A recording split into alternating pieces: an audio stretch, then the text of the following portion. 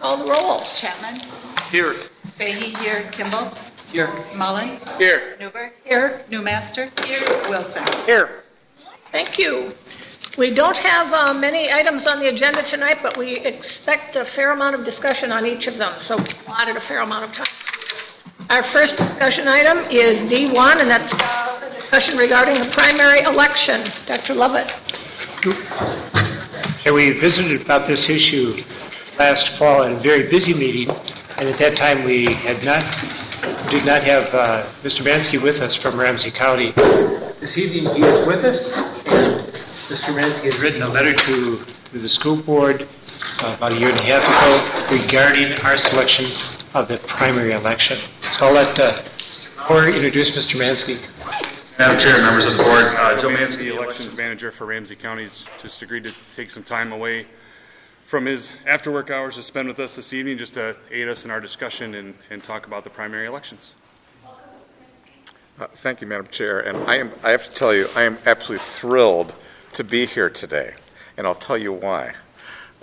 Because it got me out from under. I hope there are no reporters here. It got me out from under going to the St. Paul Charter Commission meeting tonight, where they are effectively discussing the same issue, and that is this whole business about whether primary elections are a good thing or a bad thing, or whatever.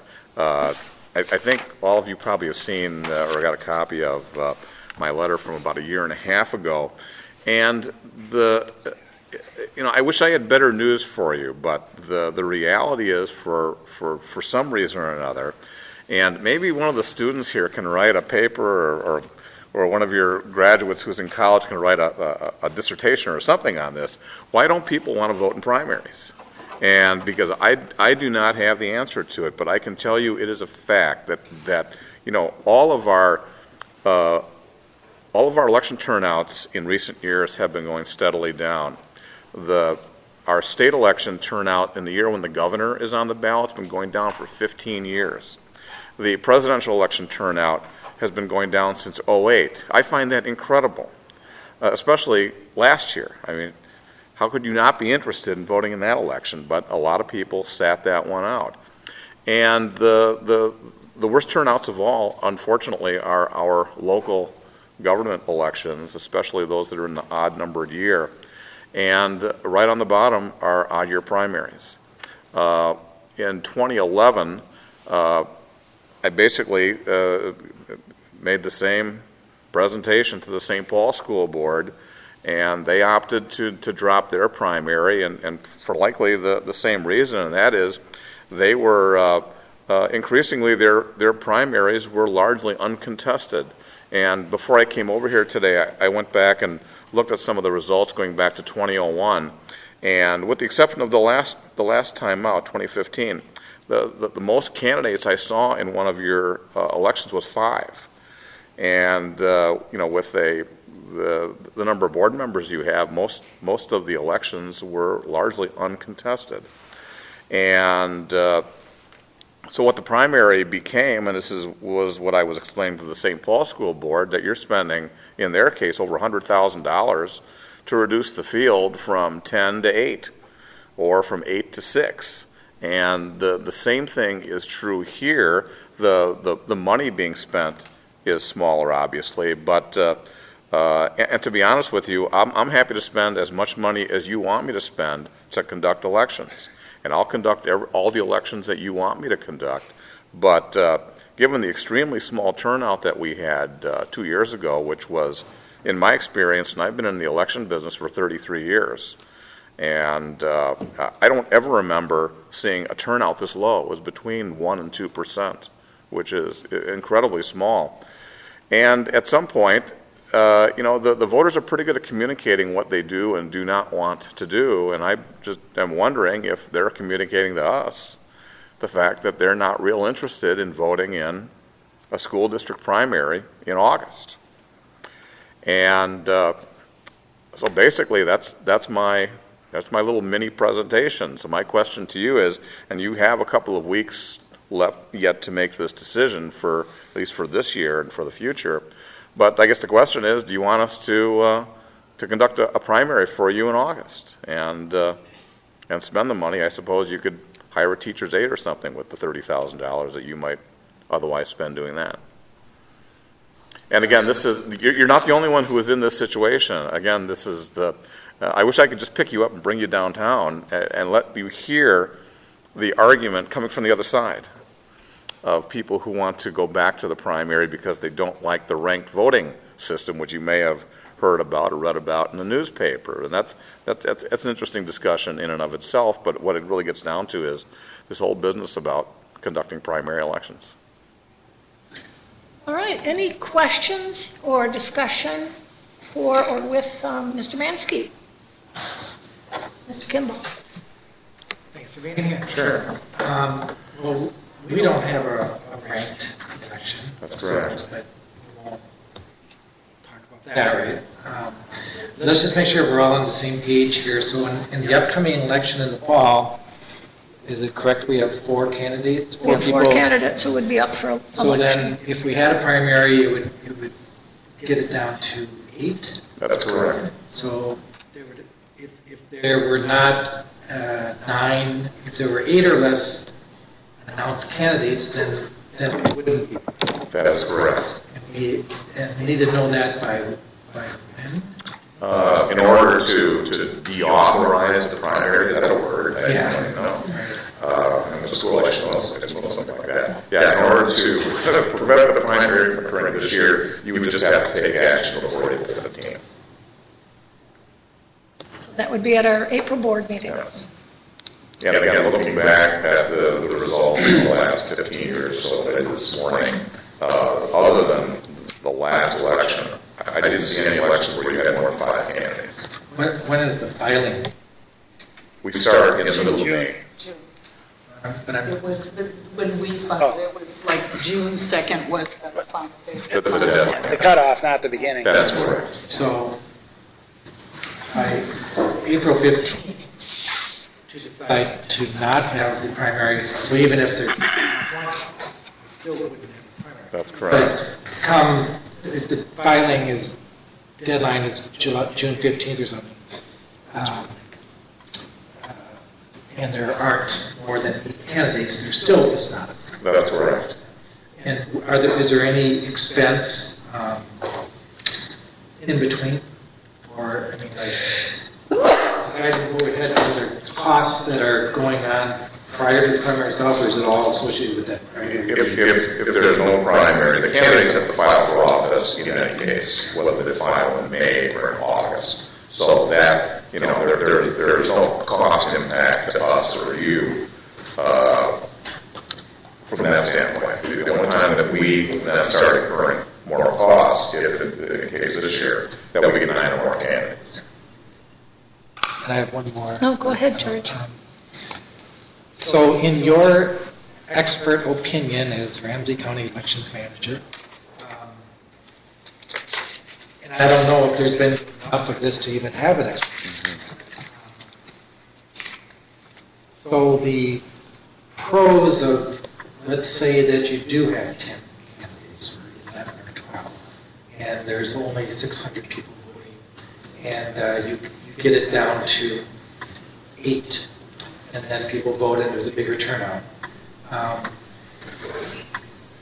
Do we take a risk if not, certain candidates getting elected who would not have been elected otherwise if we don't have the primary? Does that make sense? Yes. There are 2 risks here. The one is if you don't have a primary and you get a large field of candidates, then you risk having people elected who don't get support from the majority of voters. The other risk, if in having a primary where very few people are voting, is that you are empowering a very small group of people to choose your nominees. And so there's your risk right there. It sounds like different risks. That's correct. So Yes. pick your poison. Yes.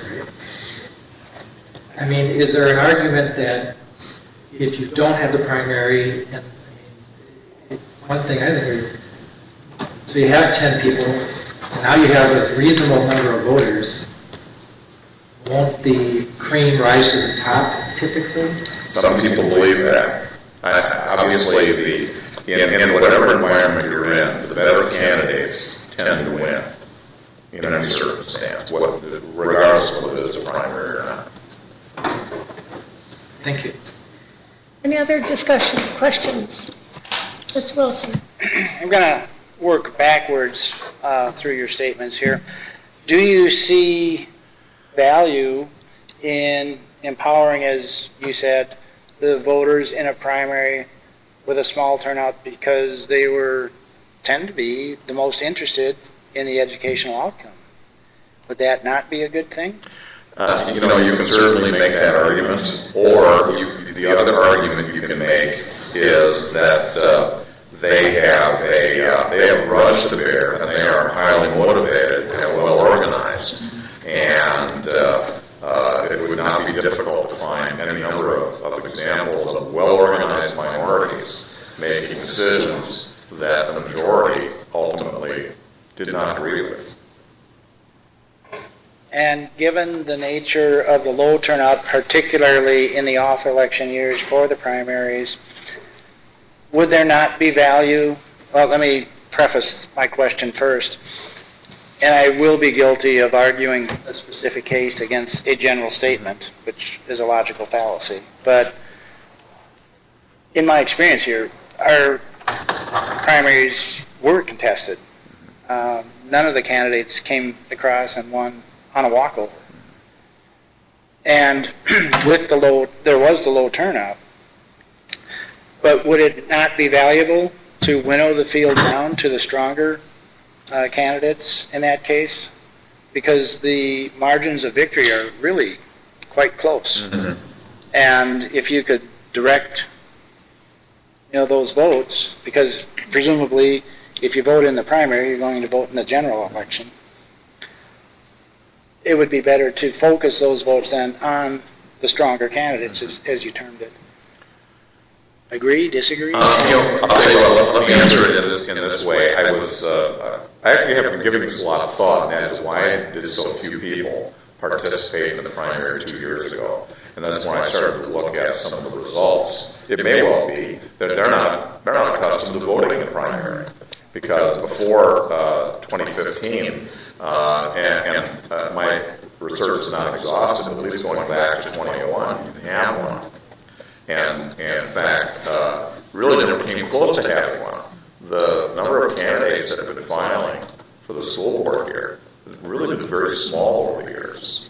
And maybe that's a good thing. I mean, there are some people that argue that not having many candidates indicates that your electorate is happy with the candidates they have. Any other questions or discussion? Ms. Nowrasteh? I just have one question. I remember when the primary was in, I can't even think back, 15. My daughter, of course, was going to be out of town, like a lot of people are out of town, and she had a heck of a time figuring out how do you vote if you're not there. And there were different pieces of information given out, and she ended up not voting. So I don't know how easy, because summer people are gone. It may not be that they don't care, but it wasn't real clear if they were going to vote in abstention. Hopefully things are different today, with our website and so on, and the fact that we are now conducting your elections, which would, of course, may not have been the case. Or it was. It was like, should she go to Plato? Yeah. Should she go here? Back and forth, and then she left. Yeah. So, and it wasn't clear. Yeah. And she may have been the only one that cared because her mom was running. Yeah. But I just wonder how clear it is for all the people that are gone. Well, you could not, in Minnesota, you could not pick a worse month to have an election than August. And I suspect part of our turnout issue is because of that. When our primaries were in September, not that the turnout was great, but it was better than when it was in August. And there is a movement afoot in the legislature to change the primary to June, it's primarily for the state and federal offices, but it would kind of ensnare us in that as well at the city and the school district level. And the School Board Association has told me over the years that they're against these earlier primaries because it's hard to find people interested in running for the school board and who are prepared to make the commitment to do so months ahead of the general election. But I'll tell you, I'm glad you told me this, because I'll make sure that we do a better job this time, whenever your election is, that people know where to get, either to vote early or to get a mail ballot from us. And that was just in the primary. It was not, it was perfectly clear in the regular election. Yeah. Mr. Mullin? And then you, Mr. Page. So I just want to understand, so in the general election in November, every 2 years, every 4 years, whenever that is, there's several pieces of communication that goes out all across the state, right? Not just Ramsey County, but all across the state. I mean, it's publicized, I'm going to say like crazy, but it's all over the place. How much of that goes into getting the information out about voting for the primary?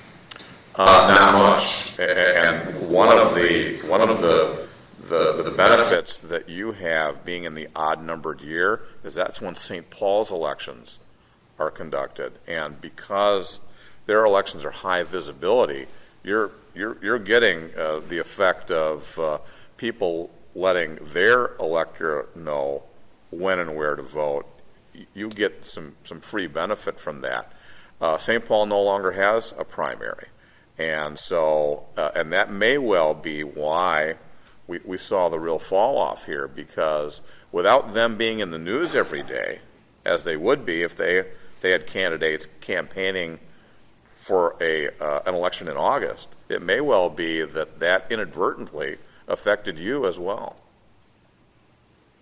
Is that kind of false? Well, and now tonight, that might be changing again from what I'm hearing. Yeah, who knows? It might be going back to the primary. Yeah. The community is pretty well divided on that issue right now. Yeah. Has it been considered, because I was a candidate in the last election, and there were people who came up to me and said, what do you think of primary? And I think it might have been because the way they're Lake School District and not had primary for the school board election since about 2001. People that I talked to, Yes. what do you mean there was a primary? People were away. So that could have been a factor also. And I see there is a system in place. If you get more than, if you get less than double the open seats, there is no primary. Right. And another aspect that I look at is you have no control. When I filed, I had to have $2. I had to be over 18, which was a stretch, but I did it. And You'd never know by looking at it. I had to live in the district area. Yes. So you have no control over the number of candidates that file.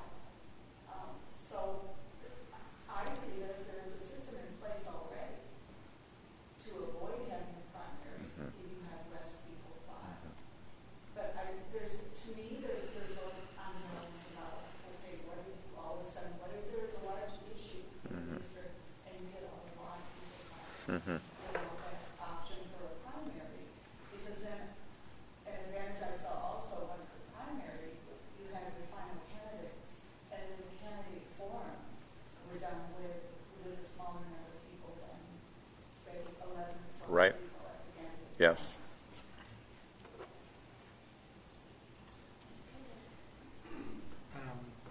So right now, we have in place a system that does allow for a primary, correct? That's correct. Okay. So we would have, if we didn't want that, we would have to have a vote in next meeting. And are we going to have to, we'll have to decide that here tonight.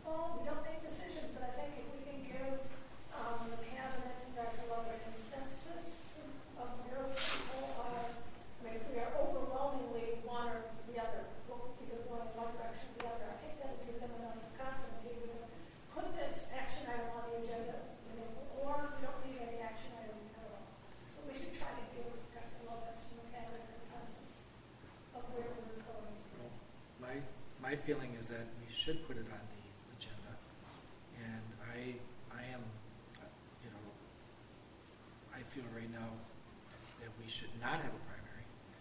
And you know, the one argument of narrowing it down, I think that's really, I understand that. I think a couple of you, Ellen just mentioned.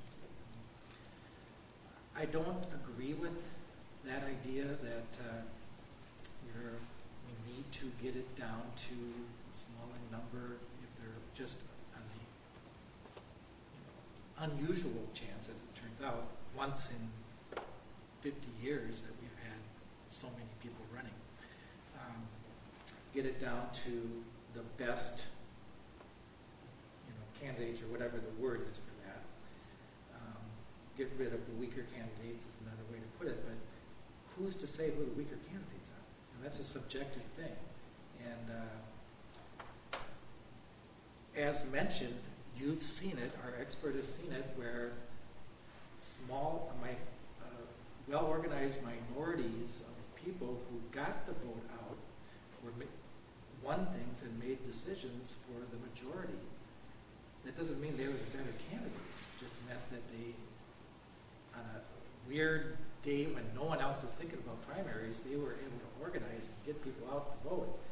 And they may have been the weaker candidates, not here. I think we've always had great candidates. And in the history of school boards, you know, even before primaries, we've never had what I think is a weak candidate or weak board member. So I just don't think, and then the biggest part is our telling the taxpayers that we're being wise users of their money. $30,000 for 500 votes and we could hire a support staff or something. I just don't think that we can look them straight in the eye and say that was a really good use of money, you know, for a subjective idea of getting the best candidate. So I think I would love to see it at the agenda. All right, Mr. Miller. Where I totally respect Mr. Kimball's opinion, but I totally disagree. I think that the primary is a great value to the voting system as a whole. I think it's the candidate's responsibility to get out and get that information, get the communication. I would hope that the county was doing their part too by getting people out to vote. And I think it really sets the system in place, and it allows for the issues for us to get away from somebody, from a bad or good candidate, or really to get to the issues. And I think once you lessen the field, the issues start to really come to the front, and that's what it should be. I think that we're only paying for a primary if we have a primary. If we don't have a primary and 4 candidates or 8 candidates run, we go straight to the general election, and we're not paying for a primary. So I think it's important for us to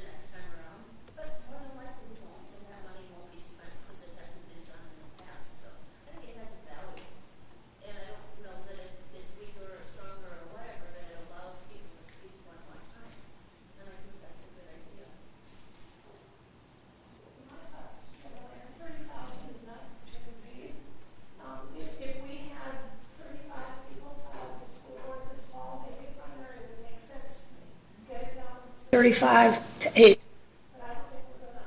We're going to have maybe at the most 10, 11 people file, just guessing, in which case the marginal benefit of paying $30,000 to get the number down from 10 or 11 to 8 doesn't seem to make a lot of sense to me.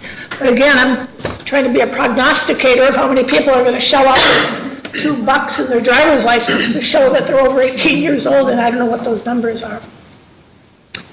Any other thoughts? Yeah, Mr. Kimball. Just going back to, the idea of, is it wheat from the chaff? I don't know. Yeah, the wheat from the chaff. I don't even know what chaff is.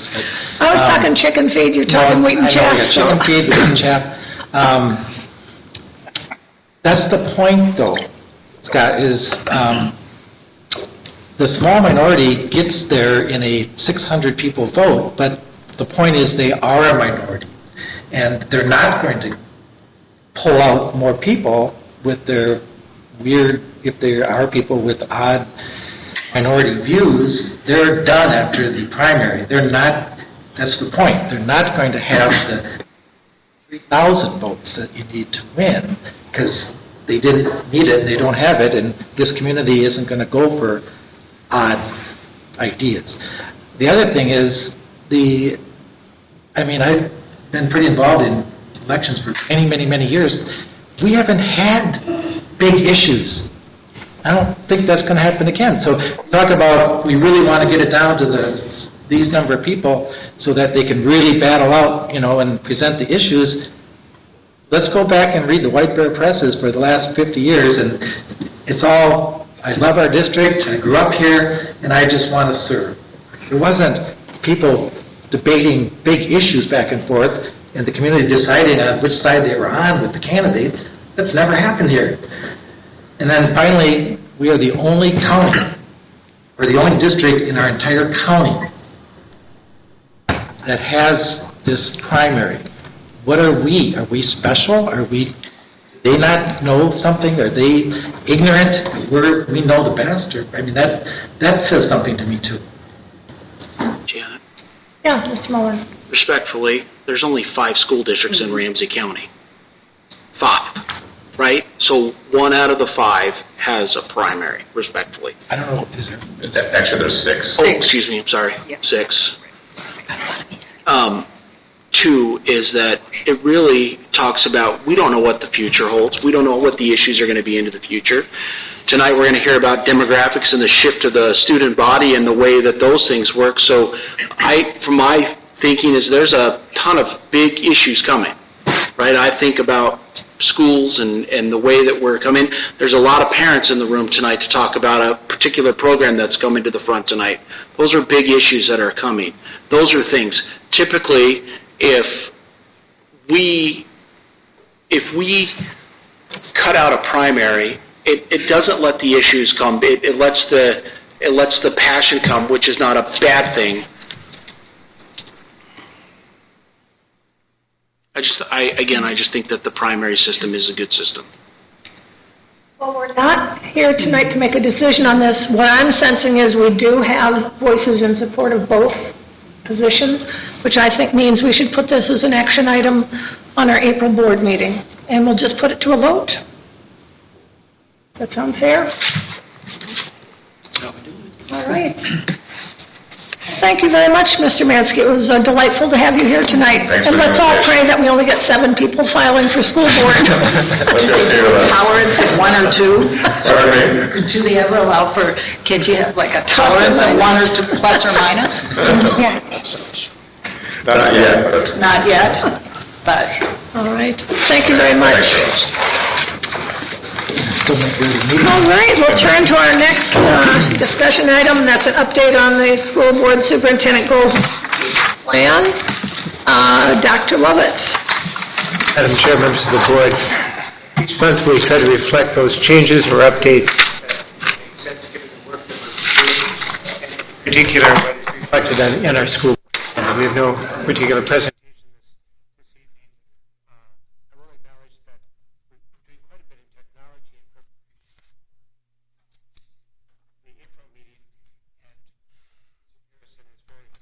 Going to meet with each of the board members regarding that. I know a number of questions that pertain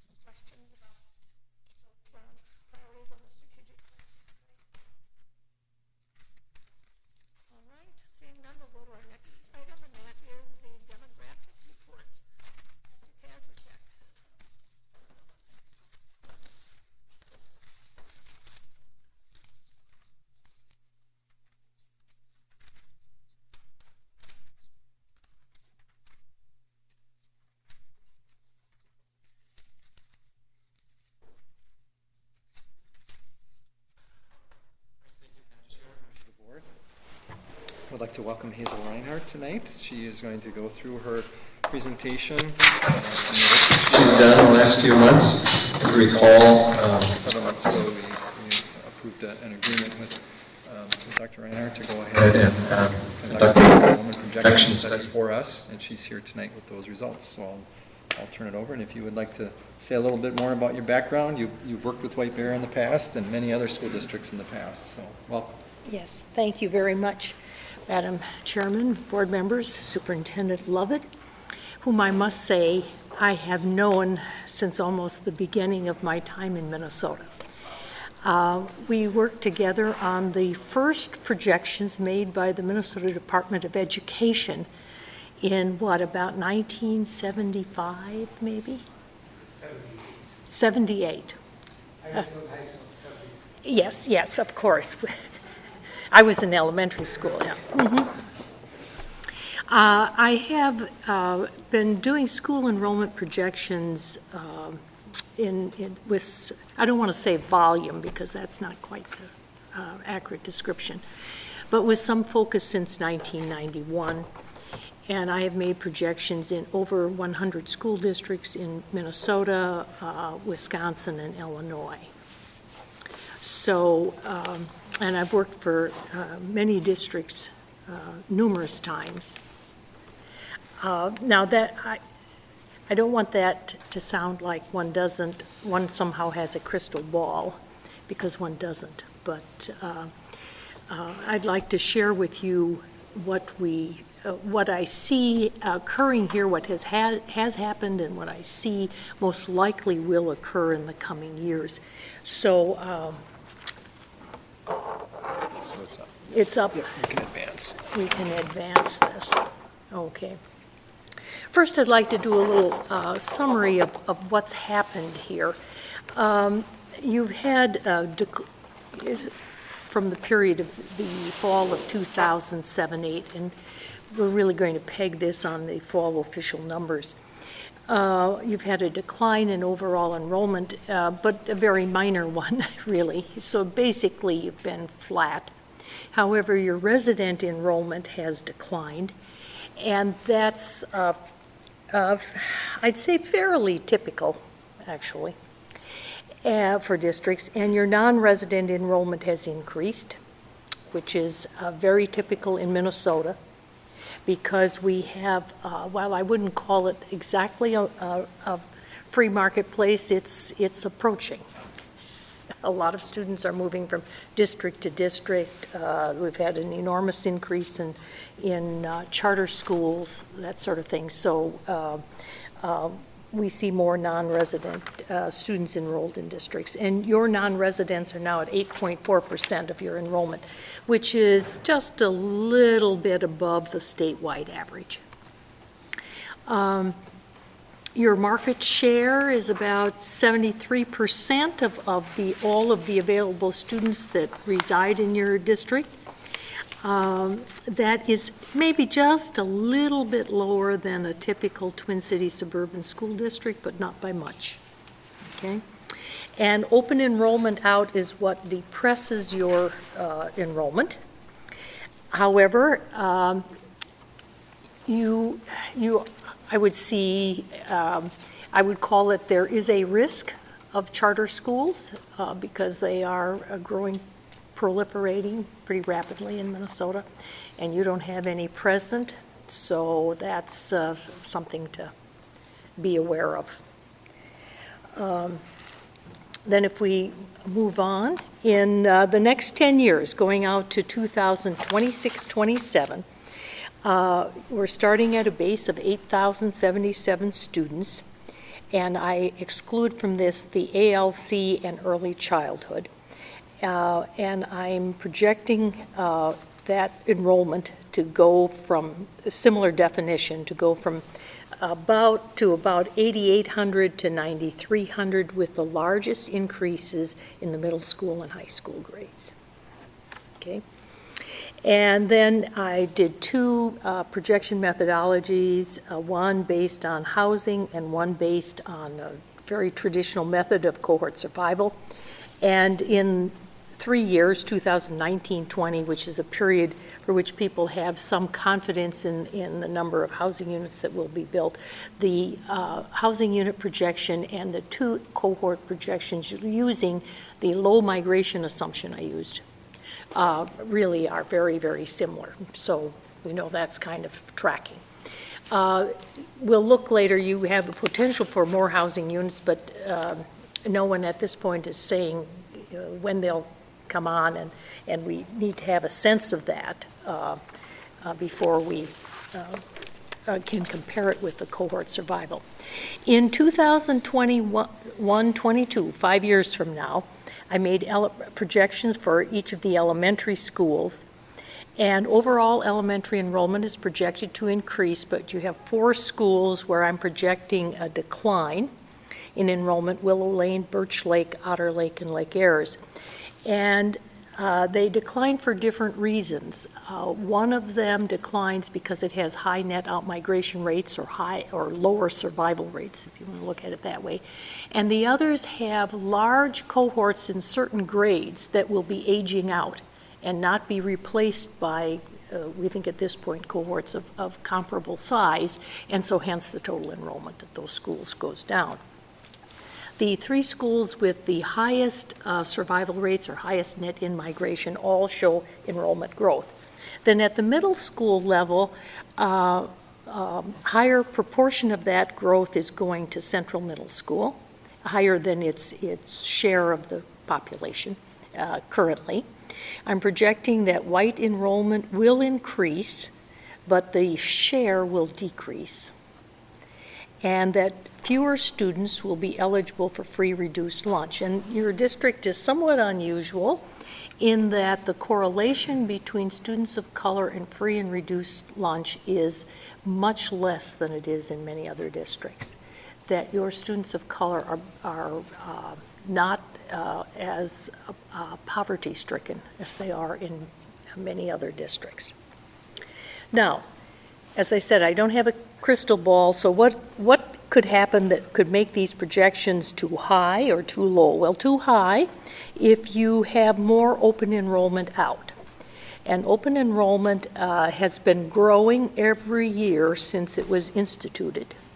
It just keeps on, the number keeps on increasing, and the percentage of public school children open enrolling increases.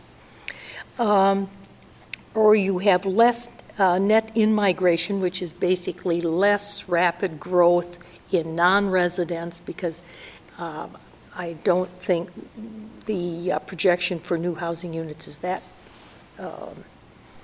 expansive that really is any huge risk. Or too low, that you have more non-resident students, that the kindergarten classes are larger than I projected, or that you have more rapid residential development because you have units, you have land out there that could be developed. If we take a look at the education choices, this is for the school year 2015-16. I show you the comparison with Minnesota and then your numbers, and you can see you have a slightly higher percentage of your school-age children in non-public settings, especially the traditional brick-and-mortar schools. You can see statewide 8.1% of all enrolled students open enrolled. They represent, in that same year, 7.9% are non-residents in your district, and 14.5% of your residents left for a public school elsewhere. No reporting of students at charter schools, and then you see the capture rate there. As I mentioned, a couple methodologies. Cohort survival is a very traditional way in which population projections are made, and in the case of school enrollment, entering kindergarten is like a birth and graduating from high school is like a death, because once you've graduated, you can never be recaptured in the K-12 system. So people come in because they enter kindergarten, which has some correlation to births 5 and 6 years earlier, and they leave because they graduate from high school, and in between we have students moving in and out. And the housing unit method, and we'll talk a little bit more about the indicators for that, really is looking at the units and the yield we're getting per units that are specific to this school district. And my objective is long-term. By that, I mean 10 years, which for school enrollment is really pushing it out there.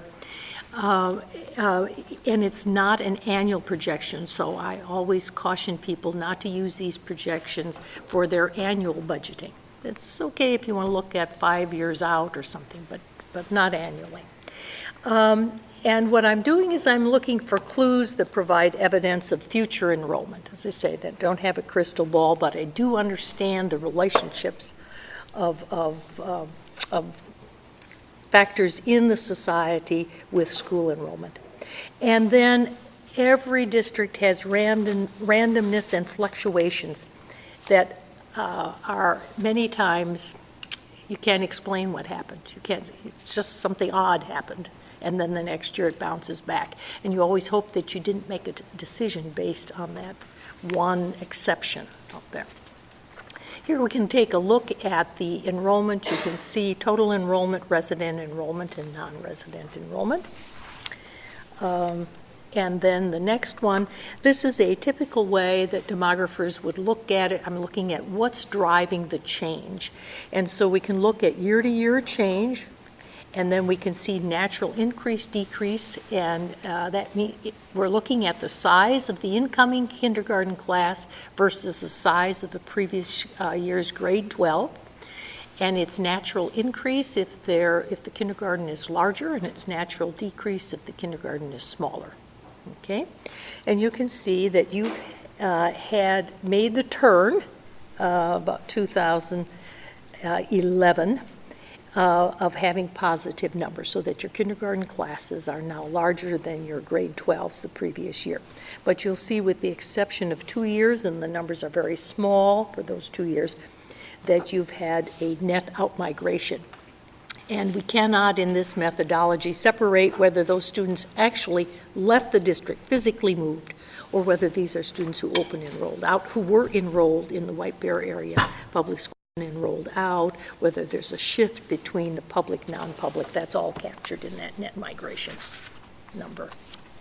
And then here we're taking a look at enrollment, and a couple of things that I want to call your attention to. One is that K line row across the top, and you can see that basically kindergarten has increased, with the real change coming in the school year of 2011-12. And then you can see that we had a peak in 2013-14 of 691. It has drifted downward since that time.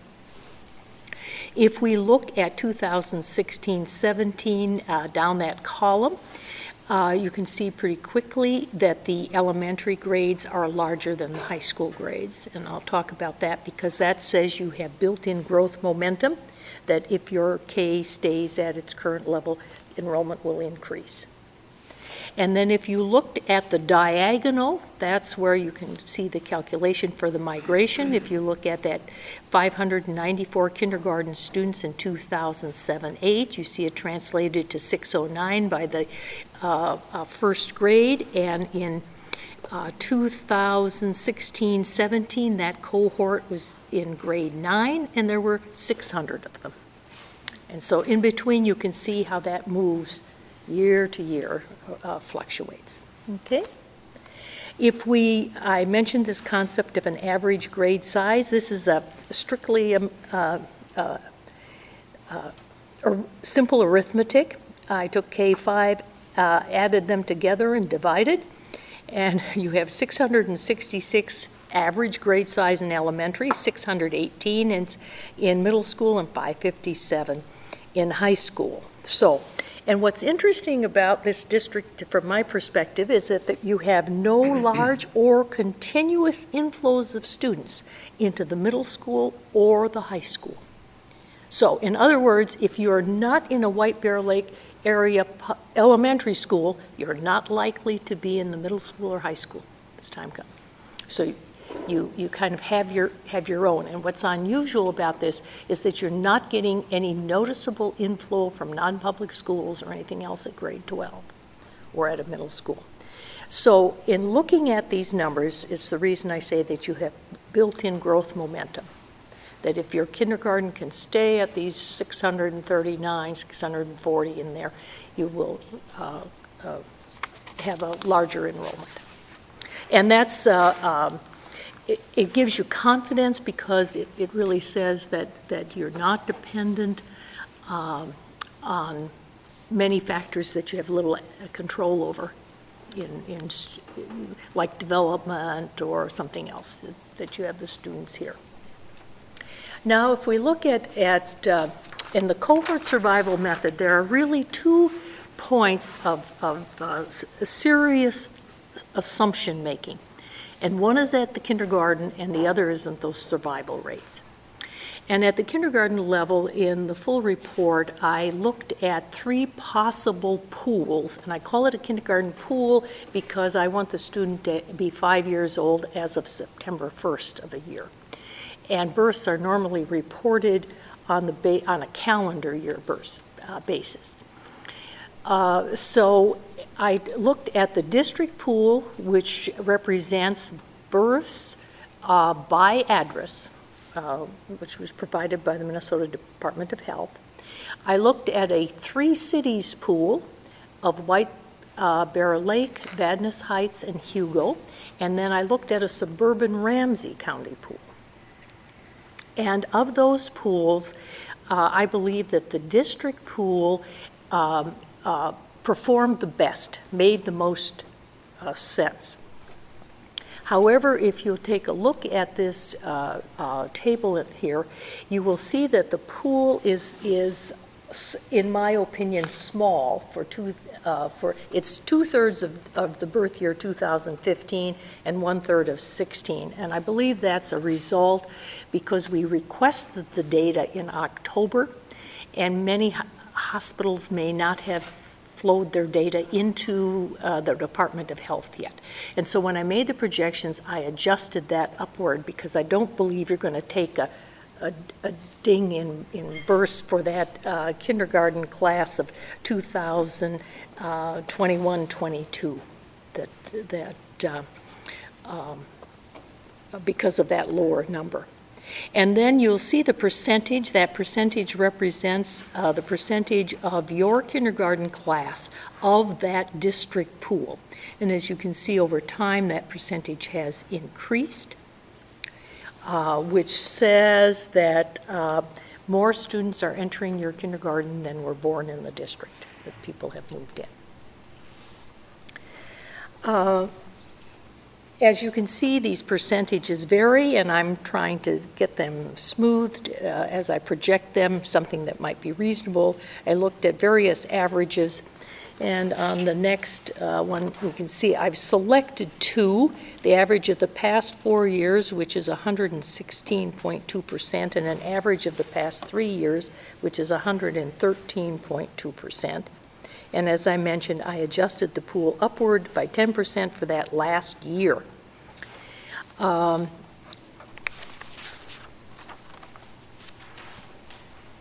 suppose one could say, why not take it up to the current year of 117? And to do so then says that I really believe that that percentage will continue to increase in the future, and I don't know that it will. Might, but it might not. So those were the assumptions, and then longer term, because this now you see takes me out 5 years, I want another 5 years of projection. And so I've taken Minnesota's annual rate of change and applied it to the district pool. Now, the Minnesota State Demographers made projections, and they're making projections almost every year, because what is happening is the millennial generation is very delayed in bearing children. Well, they're delayed in marrying, they're delayed in home ownership, they're delayed in having children. And so projections that were made in 2013 were showing an increase, an anticipated increase in births after 2015. Well, it's not happening. Births have been just really flat. And so the next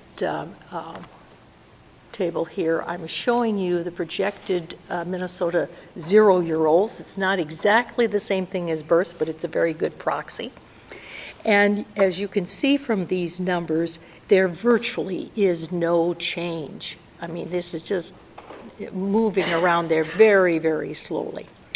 Now, one of the unknowns in this is, should this millennial generation start having children, we might see what I call a little baby boom, but it's hard to predict whether that could happen in 2019, 20, 22, whatever. The other thing that we do know about childbearing is childbearing delayed is sometimes foregone. So that's the other risk on this, if you will. And it's so important because that's what feeds the kindergarten, and those kindergarten projections are really powerful drivers in the overall numbers you'll have, because those students... No, not... Sure. Yes. Go ahead, Mr. Kimball. I'm sorry. At some point, if we can just go back a couple of... Just no, it's good. I'm not exactly connecting on what you're saying about the Okay, the ratio, if you take the pool, or if you take the number of kindergarten classes and you divide it by the pool, you get the percent that you, in essence, captured. I don't use the term capture rate anymore because the superintendent of schools in Bloomington is very annoyed when I do that, and he's a good customer, so I don't want to annoy him. You got to talk to me like Yeah. first. The number of kindergarten students Yes. that are living in the district. No, attending White Bear Area Public Schools. Okay. And then Divided by that pool. Okay. You look at the enrollment page. This one? No, back. Right there. See those top numbers across there? Okay, you divide those by the pool. what's the pool? Okay, the pool is the births in the district. Okay? If you go to... You mean like 5 years earlier? Or? That's right. You see, it tells you the birth years to the left, Okay. and the kindergarten year to the right. And these that are actually coded to your district, we know what they are, but generally 1/3 of births occur between September and December, and the other 2/3 the rest of the year. Births are not evenly distributed by month. Highest birth month is August. October is another big birth month. Right, so I mean, just in my mind, I'm thinking, all right, you have this many that are... False alarm of known cause, and the child is being reprimanded as we speak. Very young. Please continue. To respond to the discussion we had, once you see the full report, you will see the births for all of these entities as for the calendar year. Now, when you use the data that has been coded to the district, you add 2 additional points of variability. 1 is the number of out-of-wedlock births, and 2 is the number of parents of the children born out of wedlock who choose, they have that option to make the data public by address. So 30% of all births in Minnesota are out of wedlock. I don't know what percent would be here in the district. So again, you need to think about this as a proxy. And I don't attach any value whatsoever to whether a percentage is 100, over 100, or under, because there are places where I have to use the county as the proxy, and you may only be 7-10% of the county. So it's simply what we're tracking here is how tight do these percentages cluster? Because the more variability there is, the more distance, the greater range over which the percentage moves, the little more risk one has when one comes down to making a decision about a percentage. You understand what I'm saying? And so these, I've felt that 125 is clearly an outlier there, but we've been having 110, 107, then we've down a couple 105s up to 111 in there. So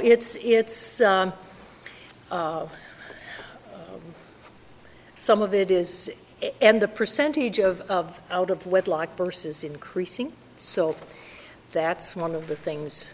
That's why I tested whether doing the 3 cities would produce a more stable number and a kind of projection, or suburban Ramsey County, which performed the worst because the suburban Ramsey has more births right now outside of the area that's in this district. So by using it, we really overprojected. Okay, so it's that's kind of the explanation of it. If I prefer, if the numbers for projection purposes, technical purposes, that they aren't over 100%. For whatever reason, I think I have a better sense of moving it if it isn't over 100%. But that's just maybe a quirk of having done this a long time. Let's see where we're at. Yeah, so here's where we are. Okay, and showing what it looks like. Okay, now remember I selected those percentages, those averages, 113.2 and 116.2, and I have now applied them. You don't see it here, or we'd be here all night if you saw every table in the report, against the pool, the projected pool, to get kindergarten projections. And I show you here that we started at 639 this base year, and the lowest projection is then projecting up to 660, 661 for a total of 6,603 over the 10 years, and the higher one obviously showing more kindergarten kids at 6,780. Compared there to the past 10 years, you had 6,280 kindergarten students. So, in other words, these projections are putting significantly more kindergarten students into the overall enrollment system than the past 10 years had. Yes? Excuse me, did you say the reason that there's no difference in this current school year's data between the 2 percentage groups is because that's just your baseline? Yeah, that's the actual enrollment. Right, okay. So that you can see how they're taking, how the future is moving off of that base. And notice, of course, that in both cases, the kindergarten is larger than this year. But if you went back and looked at it, they never reached that 691, which was that peak year of 2013-14 that I called to your attention. But they're higher than this base year. So it's again a way of sort of trying to test its reasonableness. Does it look like it's tracking in a reasonable way? And then here we're looking at the net migration, again, October to October, so that 07 means October 1st of 2007-8 to October 1st of 2008-9. I have to cheat there because there's not enough room or we can't see it. And this, remember, I showed you we went on the diagonal, and here are the numbers. And you can see they move around a fair amount. And to tell you, I mentioned that there are annual fluctuations and randomness. Well, if you look at that transition from kindergarten to grade 1, we have a year where we have a plus 43, a plus 43, then we go down to a plus 20, then we're minus 6, plus 29, minus 29, plus 18, plus 6. quite a erratic pattern. And that just tells us that there's movement around in the student body. And then you can see, if you look at the transition from grade 8 to 9, if you look at the early years, you see some plus numbers, but they have actually diminished virtually nothing by 2012-13, of a 6, a -10, -9, and a 4. And then the negative numbers in the high school, it's very typical in Minnesota. Some of these students are going to, transferring to the ALC. Some of them may be dropping out. I know from my work in Wisconsin, where students are required to attend school to the age of 18, you don't see this kind of thing. So public policy makes a difference because you only have to attend school until the age of 16 in Minnesota. But some of this is transferring to the ALC.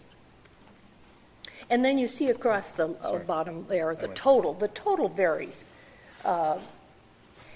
As a percentage, it's pretty small, but the numbers bounce about, just the variability of it. Okay. And then I take these and I look at them. Yes? Would you say the net migration figures for transitioning from 11 to 12 are high? Well, actually, when we look at them at survival rates, it's a little better way to make that assessment. And we'll see that in just another slide or so. Okay? Then I aggregate them to how you organize education, your K-5, middle school, and high school. And you can see that at the K-5, you have some, this past year was a very strong year for both K-5 and 6-8 compared to the previous years. I know, for those of you who aren't numbers geeks, this is hell. But I don't know any way to deal with enrollment other than numbers. So, and I can see those of you who are into numbers are looking across the line, and that's, of course, what we do when we study them. We look across all those lines and see that. And next slide are the survival rates. Okay, the survival rates are the way in which we translate those net migration numbers into a way in which we can use them in the projection. Now, school-age children, the probability of mortality for a school-age child is very, very low.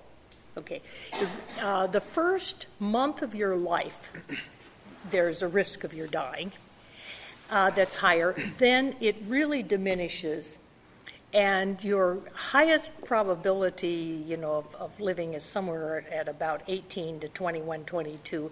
Then it starts. Death becomes, you don't think of it, we don't think of it in the 20s and 30s, but it starts to rise. And by the time you get to be 85, you have about a 50% chance of reaching 90, okay? And then, at 95, your probability to make it to 100 and the like. Although the population over age 100 is growing very rapidly. So that's happening. So the survival rate would capture, in a sense, a measure of children who died and didn't make it to the next grade. But what it really is measuring is this movement about. And we can't say that it's exactly the same child. We simply know it's what we call the cohort, that class of children. And so if the number is 1.000, 100% of them survived, transition to the next grade. And there one can make a value judgment in essence and say that 1.00 is better than 0.98 or 1.02.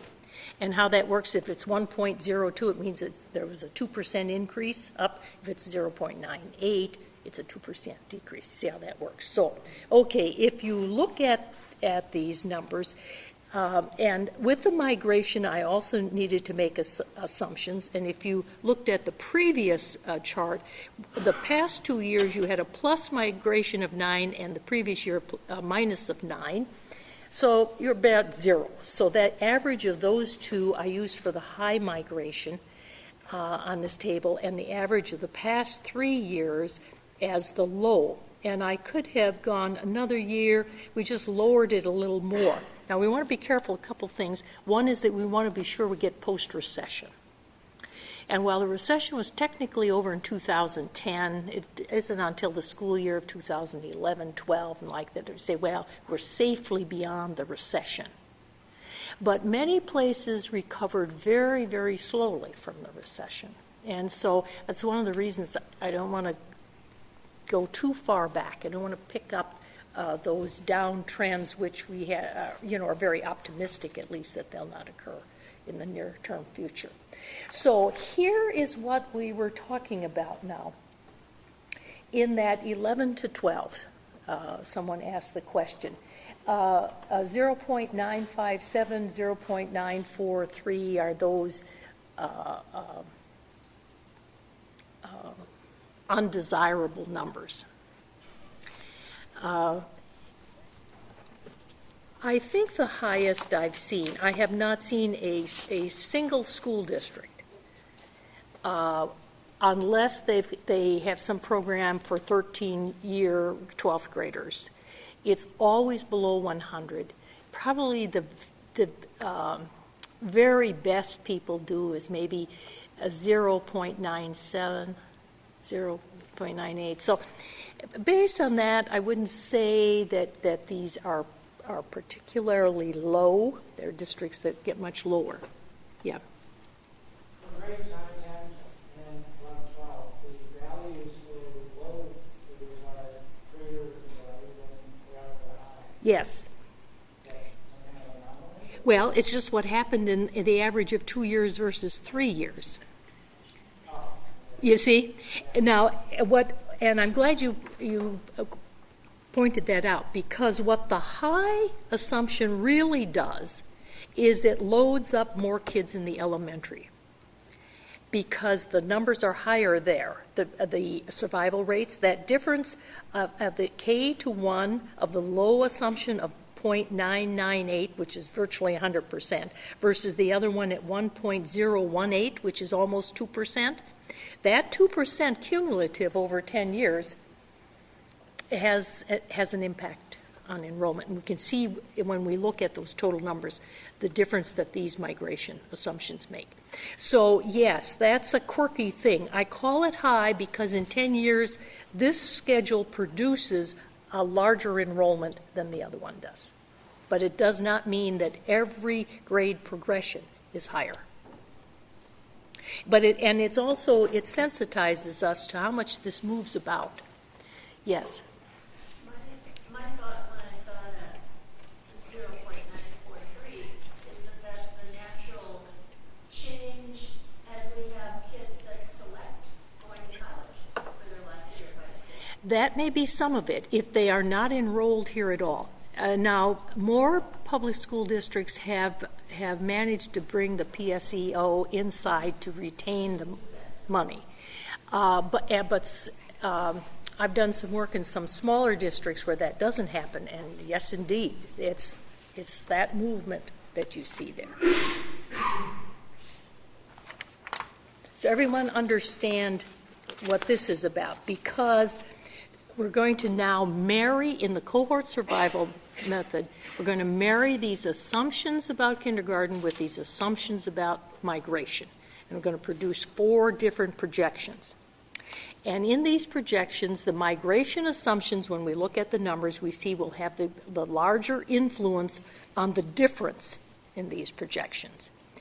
And they account for 354 to 361 students over the 10-year period, versus the kindergarten assumptions 183 to 190. So, in other words, if we see that the projections aren't tracking like we would like to 2 and 3 and 4 years down, the place we really want to shine our light right away is on the migration. Is that what's not holding? Because that one it has the larger impact on these projections. And now if we could take a look at the next one, we'll look at the numbers. Okay, so here you see we're starting in all of these projections at that base number this past year of 8,000 77 students. And the low K, low migration, means that we've taken the low kindergarten assumption and married it with the low migration assumption. And this is what it produces. And then the high with the low with the high. And anytime you see the two lowest, whatever are the two lowest or two highest projections, we see here that the migration is what has made these projections lower and the other one higher, okay? And then you can see the difference, the spread here at the end in 2026-27 from 9306 to 8762. And at 5 years out, and 5 years out is significant because remember now those 5 years out are all children who have been born. I haven't speculated on those yet to be born. And you can see there the difference is 8842 to 8547. Okay. And then I take this and I take these numbers and I split them out here now by K5, 6, 8, 9, 12. And as you can see, with the low kindergarten, low migration, we fundamentally have no change in our K5 enrollment. But as we add higher kindergarten, we pick up about 100 students. And then as we have the higher migration, you can see how that's driving that up at the K level. And then it continues into the last 5 years of the projection period. Then you can see 6, 8, you can see the growth there. And in the first 5 years of the projection, that is totally the size of the cohort and the migration because the kindergarten assumptions do not affect 6, 8 in the first 5 projection years. They only affect it in the second 5 projection years as these students age in. And then at the high school, the kindergarten assumptions have very little impact on the high school because in 2026-27, only the 11th and 12th graders are currently in school. So we can get a sense. So it's one way to think about it's where those migration assumptions are making the difference. Now, I don't know if these numbers strike you as reasonable or not. I'd put them in the context that you have essentially had flat enrollment for the past 10 years, and this is showing you an increase. And you've had a loss of residents, and while I didn't project residents separately here, this to me implies that you are having resident enrollment growth. Okay? So that's really the set of information that pertains to the cohort survival method. Now, I have worked in the past, I don't know, maybe it's 10 years already, in working on how to incorporate changes in housing units with enrollment and school enrollment. And I would say to you that housing units and housing unit type is like DNA. It determines your resident students. Okay?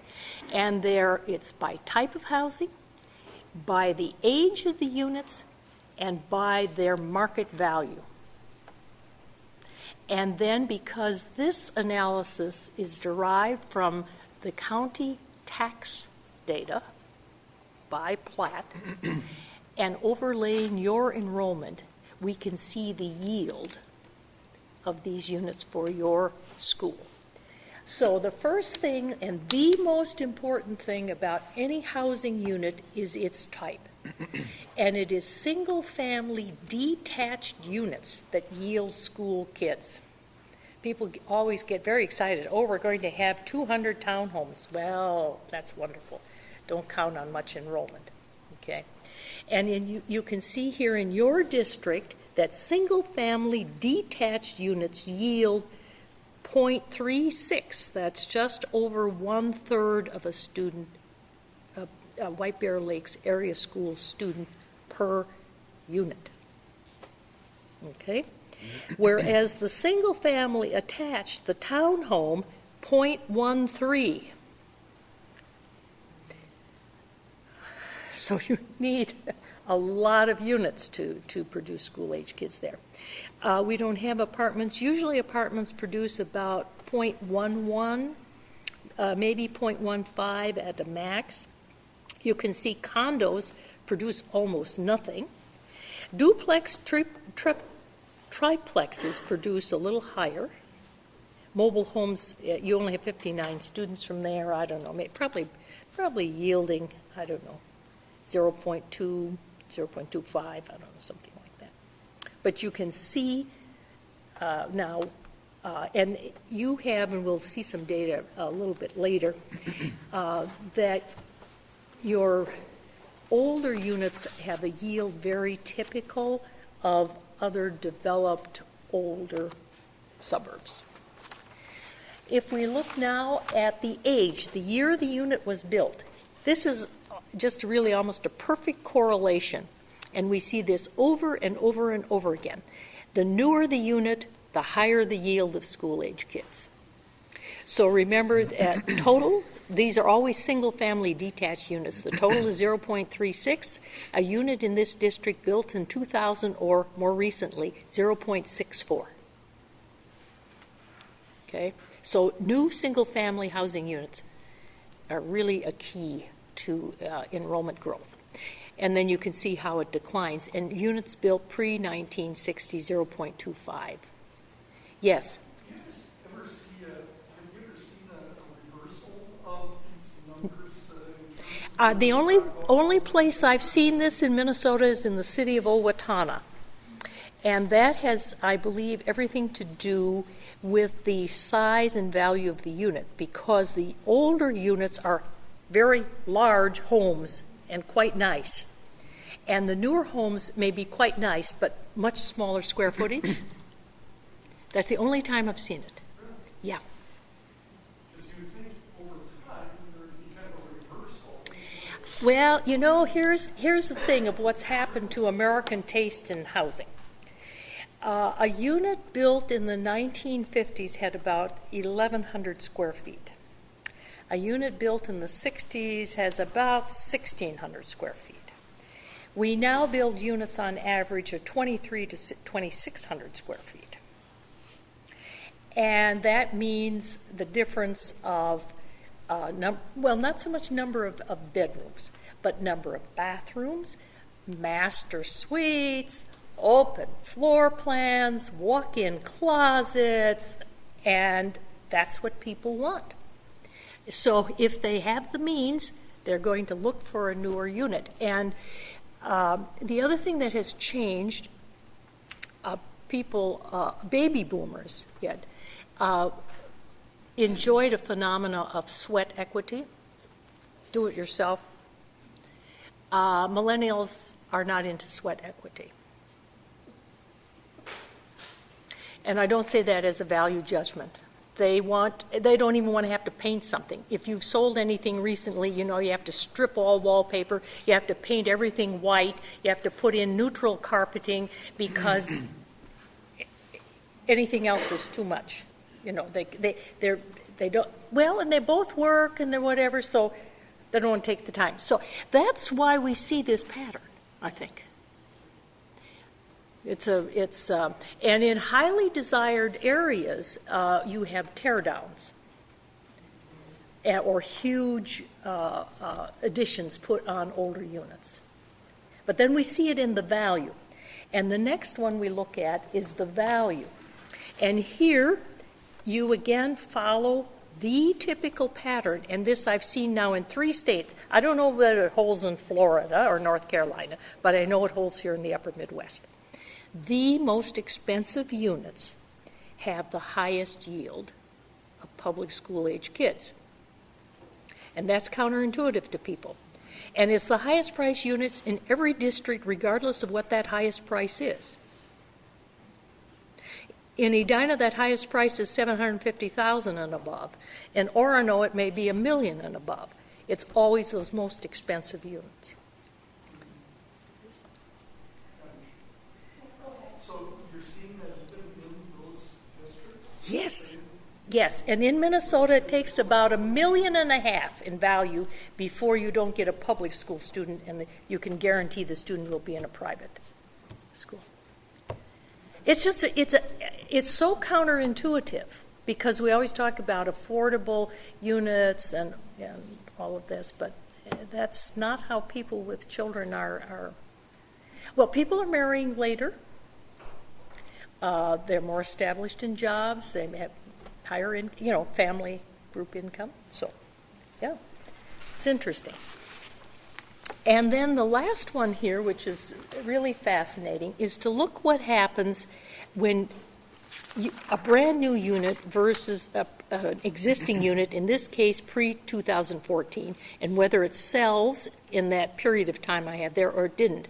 And you can see that if a unit, these are all single-family detached now, if the unit sells, you get more kids. Okay, that's not true in every district, but it is here. Now, what is unusual here is that your new unit is so low, 0.38. And so I investigated that, and I believe the reason is simply that 28% of them had not been sold and were not occupied at the time, which is a very high percentage. So for projection purposes, I have recalculated that based on the units that are actually occupied, and then it comes up to, about 0.5, 0.53. And even that is a fairly modest for a new unit. Many districts it's running 0.64, 0.65, and on up. For example, in Mounds View, new units in Mounds View are yielding 0.93. So this one is, but as I say, in the projections I made, I adjusted for that a little bit. But the important point here, a unit sells, you get kids. And then the other thing that I want to call to your attention is that 46% of your single-family detached units have at least one person over 55, and we're using registered voters as an indication of that. 21% have a White Bear Lake area public school student. The 46% is pushing at the higher limit, but the highest I've seen in Minnesota is 54%. And the lowest for public school student is around 14.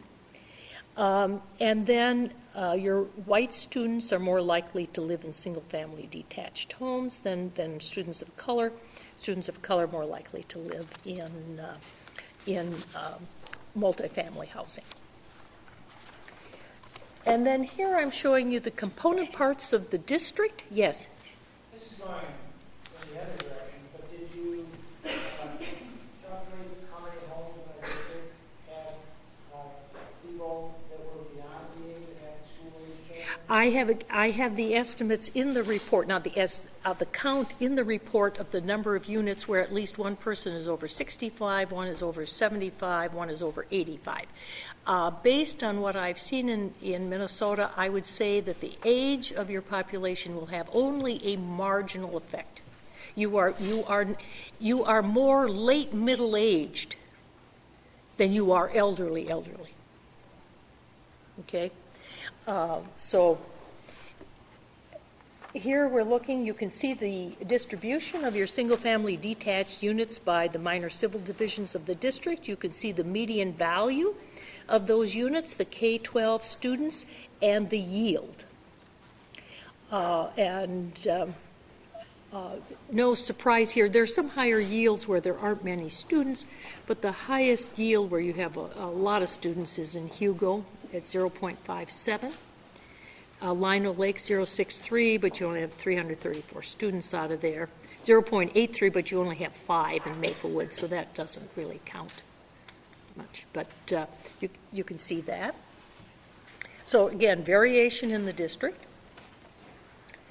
And then this is what calling around to all these municipalities, this is how we have been informed, if you will, that there are in the next 3 years, anticipated that 444 single-family detached units will be built in the city of Hugo, and I have included there 100 units that are actually in the Forest Lake District. However, the developer proudly told me that those students would be going to the White Bear Lake schools. So he has a deal, he said, and I didn't inform him that he probably didn't have a deal, but anyway. In Lino Lakes, there are approximately 500 lots. There's no definite timetable, and the developer did not return repeated phone calls. So, but remember, there are a bunch of lots out there that something could happen. That's the development, just to the west of 35E. 500 in the district, about 800 total. Yeah, but 500 in the district. So the same, we'd want to be the same. You talked about the one developer on the north. There's a development going on where it's going to be very close to White Bear schools. So, for example, the northern part of that development is Forest Lake. The nearest school is 8 to 10 miles away to the north. So they would tend to want to come to the south, we would think. So, yeah, it's a very high probability so that's that you would get them. That's a bit of an unknown yet, but something in the works. And then there are 14 duplex units in Little Canada. Duplexes do produce a little higher ratio of students. No affordable apartments, and our experience is that apartments have to be affordable before you get school-age children. I'm going to mention one more. And then in Vadnais, this might be the affordable versus market rate. Yep. There is a unit going in, 80 to 100 units of market rate. Yep. So not necessarily affordable apartments. So we're aware of that one too, but may not have a huge impact on enrollment. Yep. And then, so very simply, the housing unit method is I'm taking your number of new units projected, applying that yield for single-family detached. I'm taking the existing units and calculating the number that will turn over and what those yields will be. And then I'm adding the students who are not living in single-family detached units. And then I have to, because that'll produce resident students, and then I have to make an assumption, and I assume here that 8.4%, which is the percentage this year, will be non-residents. And so you can see the housing unit method is projecting 7,743 in residents, 8,393 in total. Non-residents may go up, but anyway, my point is simply that those projections with those caveats are putting us in that 8,416, 8,469 range without any difficulty. And I don't think any of those 500 they're not going to come on in the next 3 years. They may. They may. Yeah. Well, we'll follow. We have to see. It's another one of these frustrating things. People don't necessarily want to return calls. And then shifting gears here to the elementary schools, these are our cohort projections here, and for grades K-5 and you'll see the projections over time. And then I look at the sum of those projections and compare them with the district-wide. These are all independently made. And then how does the sum differ from the projection? And you see there are 2 years, quirky, big negatives, and then the last 2 are very tight to the district-wide projection. And that's because when you look at some of those survival rates, some of them vary a great deal from year to year at an elementary school on a small population. And then we can just look at the change here. And the largest negative number is at Willow Lane. Largest positive number is at the Magnet School.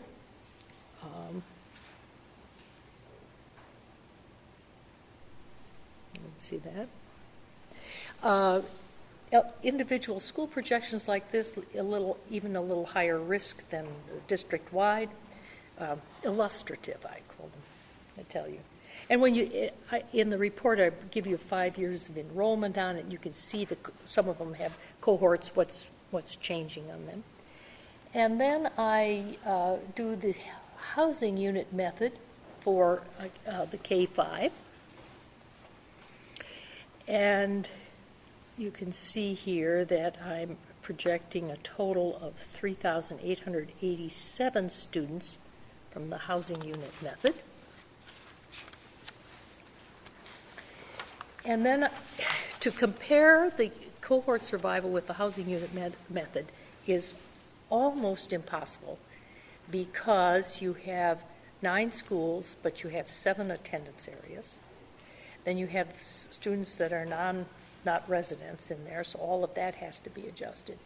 So clearly, what this is telling me is the housing unit method is projecting more kids at K-5 than the cohort survival. No, the other way around, sorry. The cohort survival is producing more kids. So then I looked at the Hugo area, and there I see one of the issues. There, the housing unit method does produce more resident students than the cohort in total. So that says to me that's one place you want to watch because you may come up with more kids there than the other one is projecting. And see, some of that difference stems from adjusting the yield for the new units. I took it up, which then automatically leverages up the housing unit method. And then the middle school, 2 of them, you can see more growth at Central. It has more feeders that have growth in them. Little more. And then the 2 high schools, the 2 campuses, not 2 high schools, 2 campuses. And we can, that's pretty simple because I simply put the 9th and 10th graders in the North Campus and the 11th and 12th in the South, so it's derived from the cohort projection. So in a sense, you can see here how this is rolling in. You can see that in the 5 years, you're going to have that growth coming into the 9th and 10th. And if you went out, see in year 6, 7, 8, 9, 10, you would see it moving to the other campus. Just that's how to think of that. It just keeps on rolling. And then ALC counted in? No. Can you talk about why you don't? Yeah, I'll talk about why I don't count the ALC. First of all, it's a program that is subject to a lot of policy changes. Okay? And when you make projections, you want things, you don't want changes that you can't predict. Okay?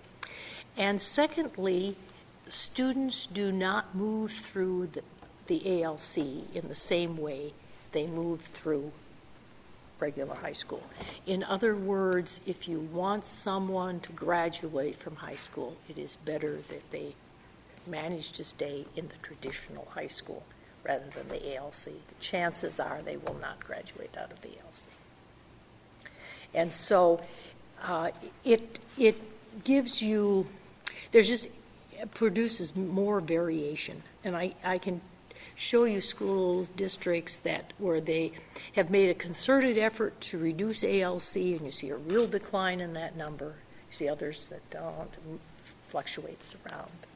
Some districts have more students going to the ALC already by 10th grade. Others, it's more 11 and 12, or even concentrated. So it's not the same kind of consistency as one sees in the what I call regular traditional school. So we currently have about 130 students at our ALC that aren't included in these numbers that we would account for. Yeah. And then I made projections by race, ethnicity, white, and then students of color. And you can see the number in 2016-17, and then the projected number for 21-22. Change, you can see that the white student population had a small loss in the past 5 years. I'm projecting a small growth increase in the next 5 years. And that said, the share drops from 77% to 72.5%. And the students of color go from about 23% to about 28%.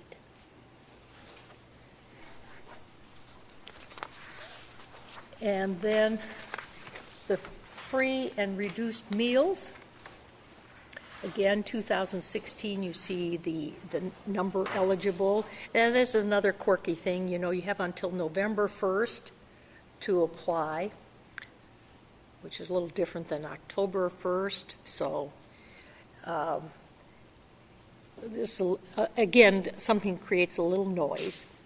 And then the projection for 2021-22. What's interesting about the history in the past 5 years of free and reduced meals is that all of the increase came in the first year. And since then, it's been declining. And K has actually, proportion of K has declined, the whole thing. So I'm projecting further decline. Now that is dependent on a relatively good economy. Can't have another recession because these numbers are recession related as well. So that's sort of I'd say maybe more than a summary. But I'd be happy to answer any questions you might have. Well, not a question, just an observation. If you're going to use this last slide, then I believe you have a number transposition on the bottom line. We're going to 21, 22, right? Not 2012 through 2021. Yeah, you're right. It's 21, 22. Yeah. I'm just saying, if you're going to use it again, Yeah, I saw one a box that didn't have a number in it that should have had a number too.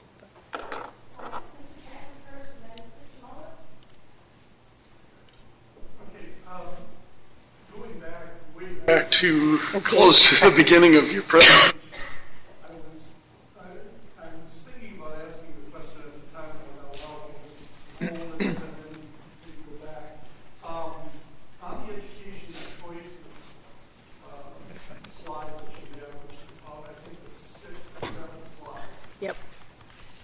In terms of public options, open enrollment and then state average in and out, we clearly, it appears as a district, still have a pretty sizable net outflow. Yes. And I'm curious if for the suburban metro area, not probably the Minneapolis St. Paul districts, how that compares with what you see. I mean, are we kind of an anomaly here? Because it clearly looks to go somewhere. I would not say you are an anomaly. There are a number of reasons that students flow into school districts or flow out. And one of them is so prosaic, it's the actual shape, geographic shape of a district. And where neighboring districts have schools versus where you have population. Okay? And I did some work for Montemedi maybe 5 years ago already.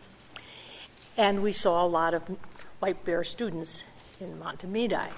But it is no surprise because there you have this little pocket of land that is right adjacent to that district and actually better access to that district. So that's one thing, the very shape of the district.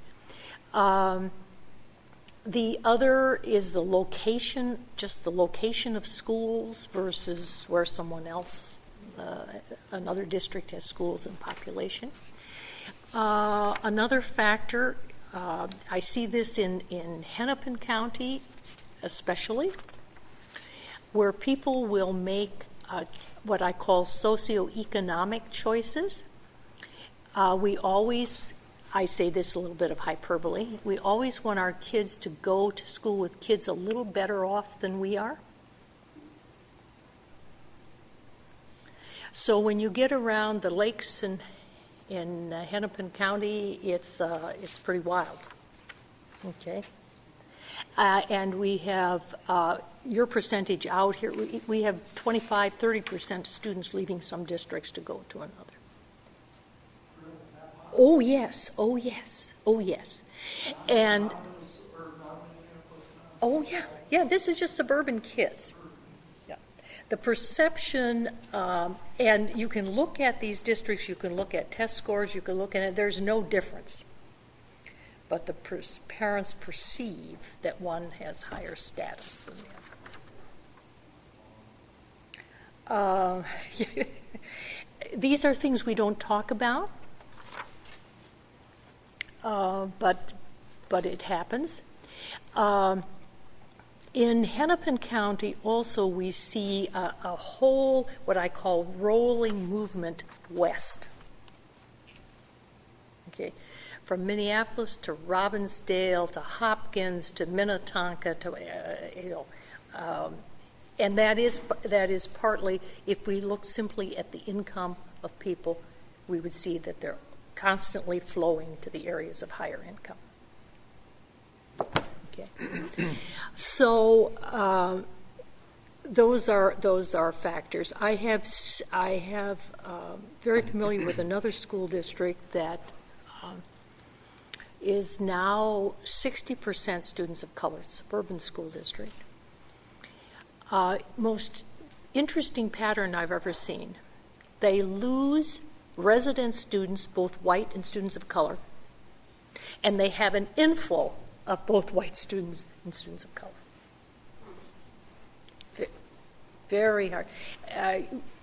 I've been spending 2 years getting down to the address. The other thing that's interesting there is that 40% of the students who are flowing back to that district lived in that district in the past 5 years. We think it's they have a high percentage of apartments. People move for whatever reason, but they move with, can I get transportation back to this district? So they open and roll back in.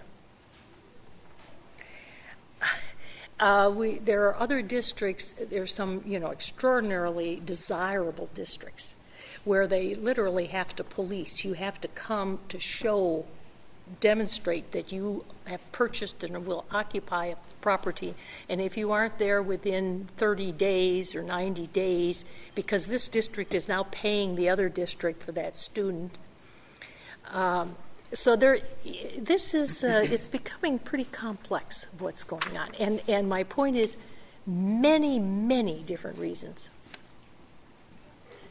I have a comment and then I have a question for Dr. Kevin. But my comment is, wow, thank you very much for going in depth and for the work that you've done. This is great information and I've enjoyed it. I like the numbers, so thank you very much. Dr. Kevin, so just so I understand the next steps here, this information will go into the facilities plan. Is there a projection of when we're planning on starting those conversations? How this is going to play out in the bigger picture? I mean, from the numbers that I've seen, it's probably when you start sooner than later. Yeah. I think the answer is that we form a internal group of folks to begin developing a plan as we go forward. Keeping in mind that we have an operating levy this fall. In addition, we at some point we should talk too about strategic planning possibly, so that can drive that facilities discussion versus the facilities driving a strategic planning discussion. So we have to balance that. So soon we need to begin those conversations more formally. Yep.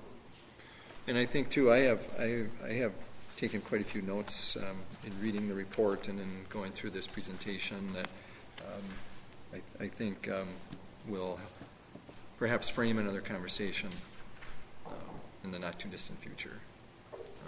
This has highlighted a lot of different things that, so we have this data, it now translates into policy or different actions that we may need to start considering now. And so I think that's the next step, is to have that conversation.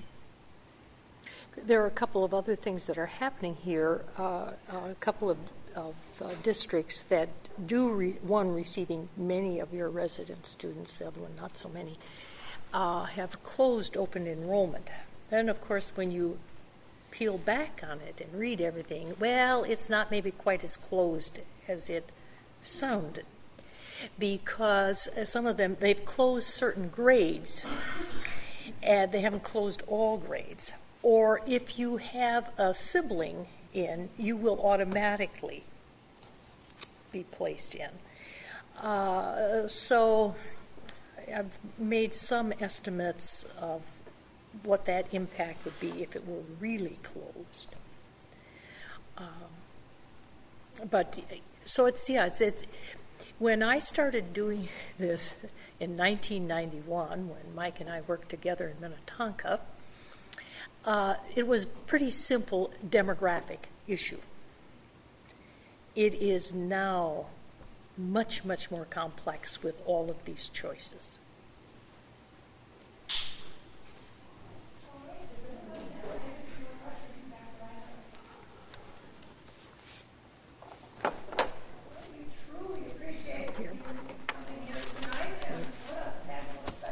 Well, thank you. Thank you.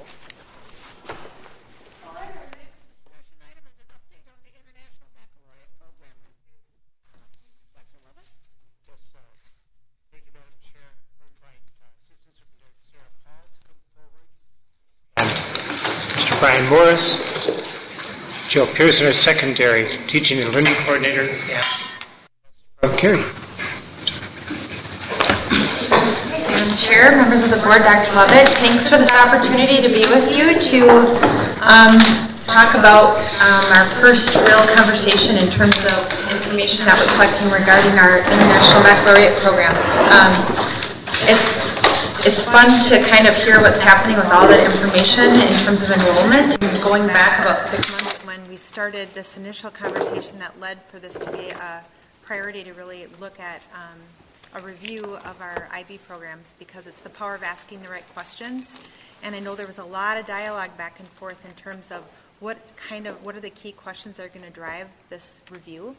And I think tonight is really another step towards making sure we're asking the right questions. And so as you hear this, the preliminary information in terms of this literature review, this is Dr. Deborah Ingram. She is from the Center for Applied Research and Educational Improvement, CARI. She's been the lead on this project, and so she's going to give you an overview. And I think for us, we are served well when we make sure that we're really trying to make sure that we're getting at the right questions. So we're really eager to hear what you're hearing and what's on your mind.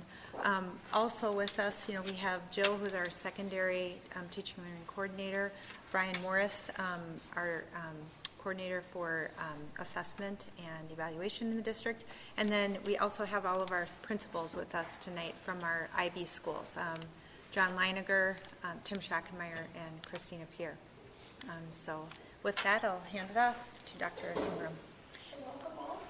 Thank you. Thank you very much. We're glad to be here. I also wanted to point out my colleague, Chris Desjardins, who's here.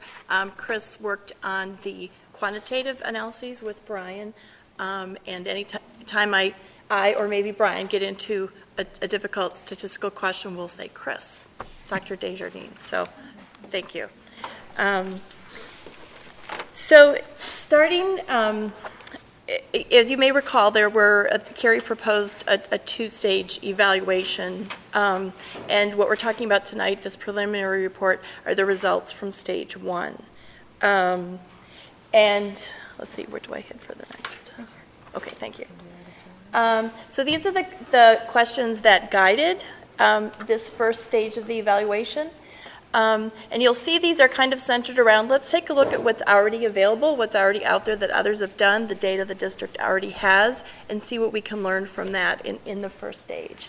So Carrie took a look at the literature, published literature. Didn't necessarily have to be published in a professional journal. It could just be available on the web for public consumption and public review.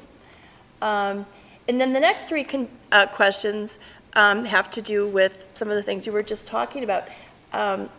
What might we see in terms of trends for applications, students applying to be in the district, enrollment in the schools, and retention within the PYP program at Matoska and the MYP in the middle schools. We also had planned to look at the characteristics of the students who enroll in those three schools over time, and then finally look at student outcomes. And you'll see, I'll let Brian probably jump in when we get to the, because we had some discussion along the way in terms of what we might look at in terms of outcomes from the existing data. So I'm going to, this next slide just shows that we did a lit review, and then number one, and then number one again, analyzed existing data. So that's the data sources for this first stage of the evaluation. So I'm going to talk about the literature review just for about 5 minutes, and then we'll pause for questions, if that's all right, about the literature review for a few minutes, and then go on to the analyses of the existing district data. I've asked Chris to watch my time, so we've got at least 20 minutes at the end of that for your questions and discussion. Okay. So, first of all, probably not surprising to those of you who've been in education a long time, but there are no definitive conclusions out there about the primary years program or the middle years program. I think a lot of the people that implement those programs are in the same situation your district is in. You're practitioners. You don't have big research budgets to fund big multi-year studies. We did find some things that I think will be helpful for you moving forward in terms of doing continuous improvement around the quality of implementation. But no studies out there that say, yep, primary years program produces these student outcomes, or middle years program produces these student outcomes. So first I'm going to talk about the studies that looked at student achievement on standardized tests. There were a few of them, and we're going to go into detail on what we thought was one of the best of those. But generally the results are mixed. When we look at either primary years program or middle years program, how does that affect student achievement as measured by standardized tests? Mixed results. Sometimes it seems to have an effect, other times not. So this might be kind of hard. This is actually in the report. You may have looked at it. This is actually a study that was done worldwide of students in the primary years program and in the middle years program. So you can see it spans all those grade levels. And they used a standardized assessment that's specific for the IB program. It's called the International Schools Assessment. And the best part, I think, one of the best good things about this study is they also looked at students who were not in those programs. So what you're seeing here are, the blue bar indicates that the IB students outperformed the non-IB students. A red bar indicates that the non-IB students outperformed the IB students. So you can see that overall there's more grade levels and subject areas. They tested 4 subject areas: expository writing, math, narrative writing, and reading. So there are more grade levels and subject areas where the IB students outperform non-IB students.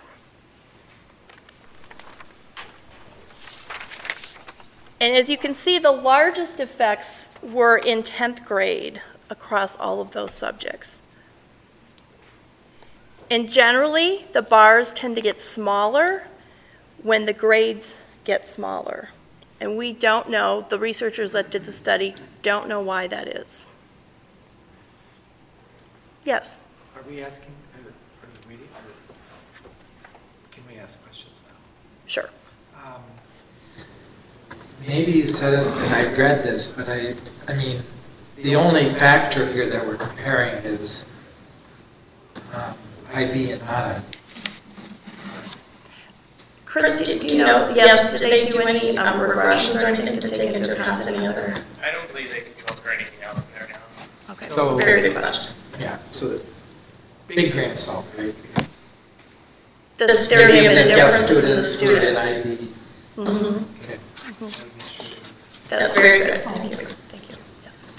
And I'm just, in reading through it, is this the ones that you're looking at now is the one done by the Australian Council for Education?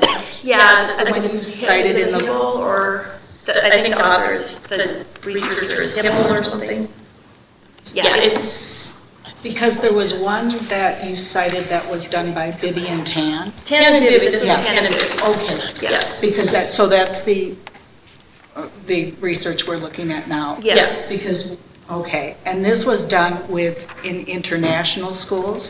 It was done in around the world. Yeah. So regardless of country, they compared IB students and non-IB students. And that's, yeah, because when I read it, the one by Tan and Bibby, because I was interested first in it's done by the Australian Council of Education Research that partners with the international assessment, and looked at the schools that it was done in. So it was done in schools around the world, which may have different curricula. Well, they would all have to be teaching curricula that are aligned to the IB program.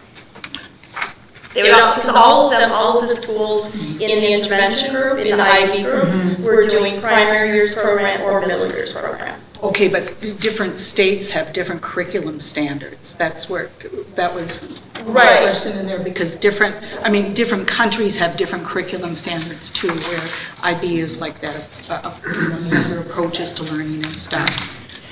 Right, I mean, that's a good point, that within the United States, the states would have different standards the teachers were trying to teach to, but the IB program itself, that philosophy, all of those things would be consistent. Right, the philosophy would be consistent, but if we're comparing, this report is comparing schools in Asia and in Oceania and in Europe and in Africa. And so we're looking at a philosophy, but they could have actually different curriculum standards. That they're using to deliver the IB program through. Yeah. Yeah. Okay. That's a good. Because that one, there was their last paragraph in that talked about the schools weren't a random sample, that they didn't also compare.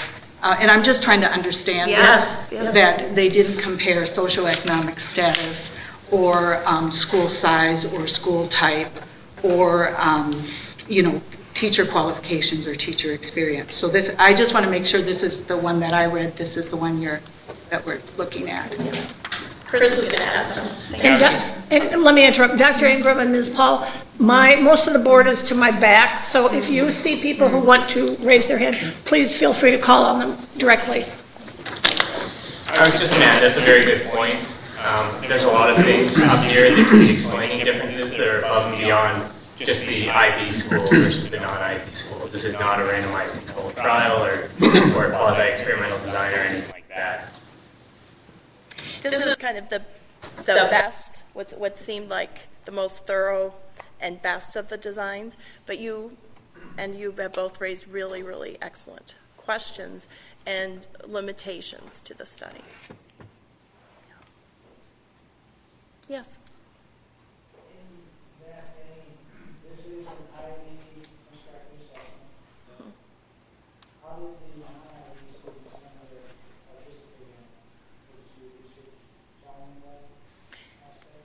in it? I don't believe that it was an IB only. I believe it's whatever this assessment is. I'm not sure that it was just an IB assessment. Oh, okay. I think it's analogous to like the MCA here where, every school would take it. And so I think this is just an international assessment that these schools were taking. I don't think it's specific to IB. Okay, that's a good point. Yeah. Yeah, sorry about that. I thought it was but we can check on that. Maybe it's a common assessment that any international school takes. I know there's an International School Association, and maybe only some of them are IB, using the primary years program and the middle years program. It is a standardized assessment, so I mean what comes with that is all the psychometrics, the reliability and validity. But yeah, if it's, we'll look into that. If it's not an IB specific test. Well, then, this is completely hypothetical now. If this was an IB construct, how much value would you say that you should place on that when you're testing IB students compared to non-IB students? I can add. Yes, thank you. It is not an IB assessment. Thank you. So it's an assessment that international schools in general would use? I'm not sure, but it's not something required or administered by IB. By IB, okay. From my experience in Australia, I would say that he said the program for international schools. Mm-hmm. That's exactly right. Yes. Okay. Was chosen, schools could choose to do it, and it covered like four areas. Yes. Mm-hmm. And it was the school's choice to do that. Okay. And the other thing I'd like to add up here too is, if you're familiar with effect sizes and Cohen's D and that criteria, those dashed lines, the 0.2 indicates small effects. So I would argue that anything that is to the left of that is not meaningful in a practical way. So even in spite of the fact that fourth graders are doing better in narrative writing that are in the IB, I wouldn't say it's practically significant. It's a function of the fact that there's a very large sample size that it shows up as statistically significant up here. So. Thank you.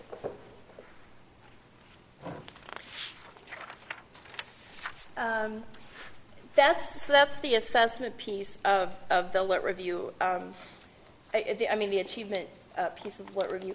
We also found that there was some research on challenges experienced by the staff and administration in terms of developing a curriculum that is aligned to those state standards, but also follows the IB philosophy and strategies. And challenges for students transitioning from the primary years program to the middle years program. That's something that this district may be experiencing too. Those two findings can inform an implementation study in the district if you choose to go forward with that. And then the last piece, there are studies out there that looked at student outcomes other than achievement as measured by standardized tests. And those generally tend to be more qualitative studies, not any comparison groups. They tend to be smaller, but they are out there. They're a piece of the information for you to consider. And they looked at things like students' capacity to learn concepts that cut across disciplines. You've probably thrown around that long word, transdisciplinarity. There are IB implementers that have looked at that outcome. Non-cognitive skills like self-efficacy, self-regulation, social cognition, global mindedness, and critical thinking. But again, these, the study designs, if you want to think of the gold standard being the randomized controlled trial, these study designs are nowhere near that. But I think they do provide a piece of information for you to consider, and possibly ways to think about measuring those outcomes if you were interested in them.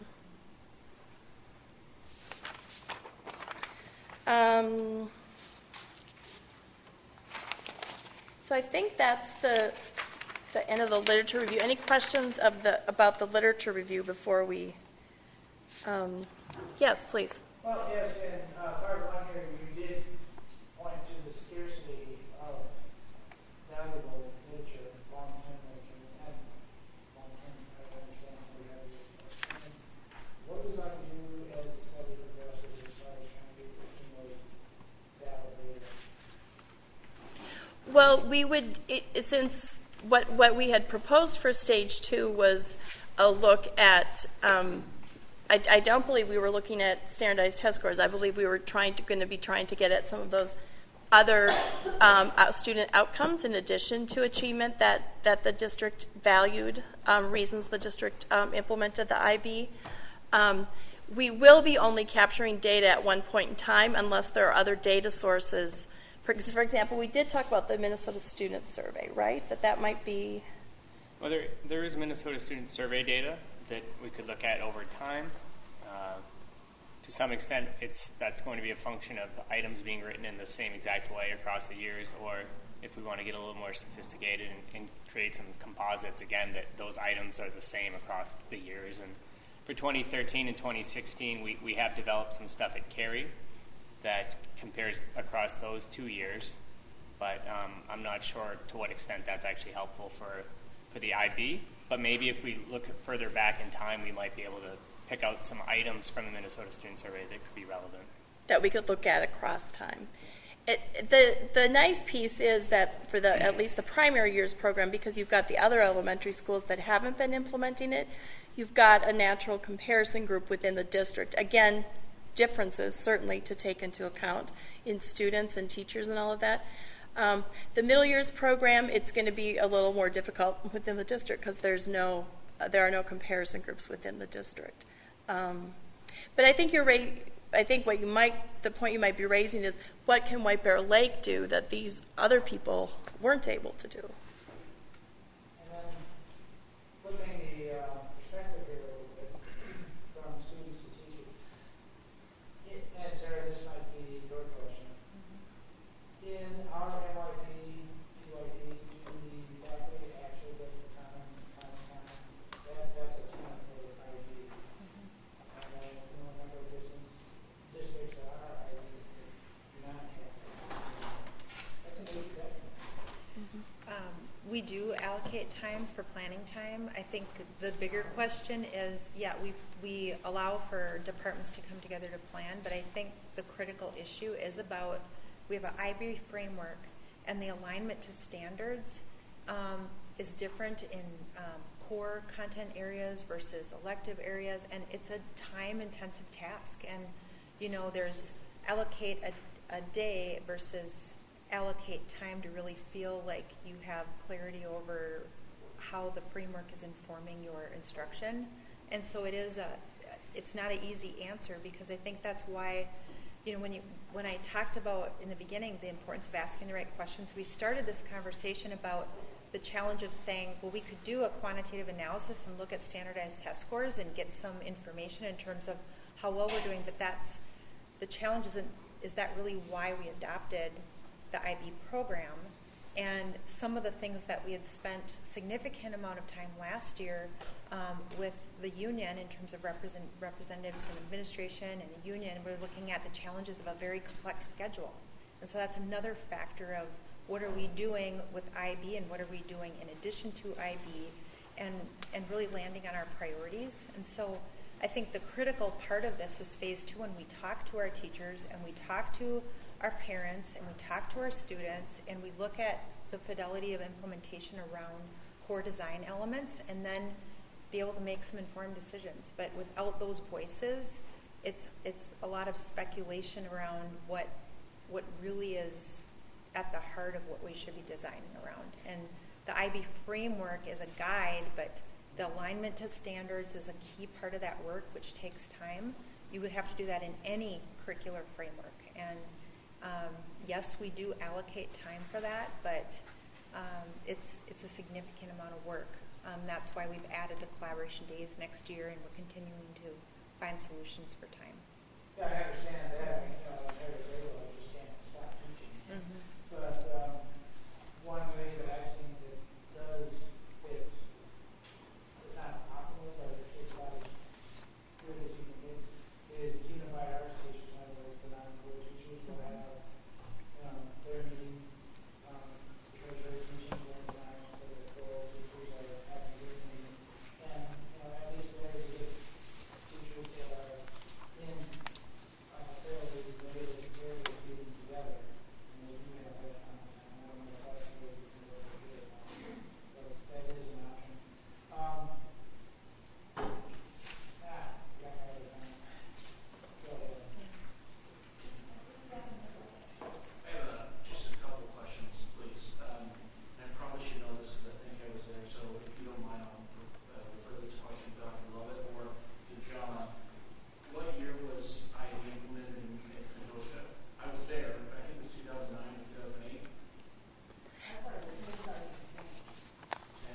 Yeah, actually, that's a very good question. And on the slides, when we're looking at the district data, we actually have a line that shows, because a school begins the implementation process, begins making the changes when a school becomes a candidate school. And then several years later, when IB comes out to visit, a lot of work has been done, a lot of professional development, a lot of curriculum design. That's when a school becomes authorized as an IB school. So we do look at those 2 points in time. And I believe it was 2010-11 school year for Matoska? Yeah, it was. I believe it was 2010 was when it was fully implemented in Matoska.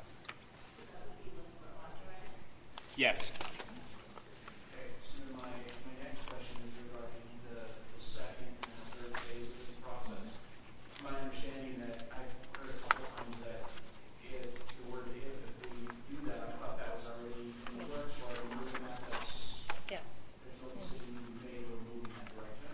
Is part of that process include an implementation study?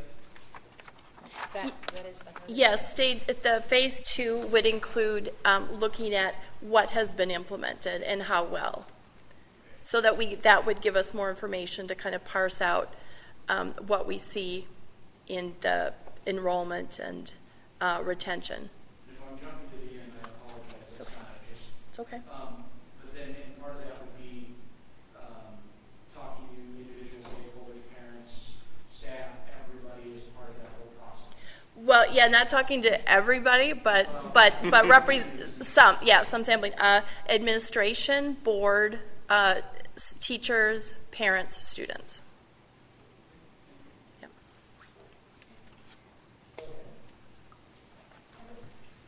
And I don't know when It's okay. in terms of questions about the second part of the phase,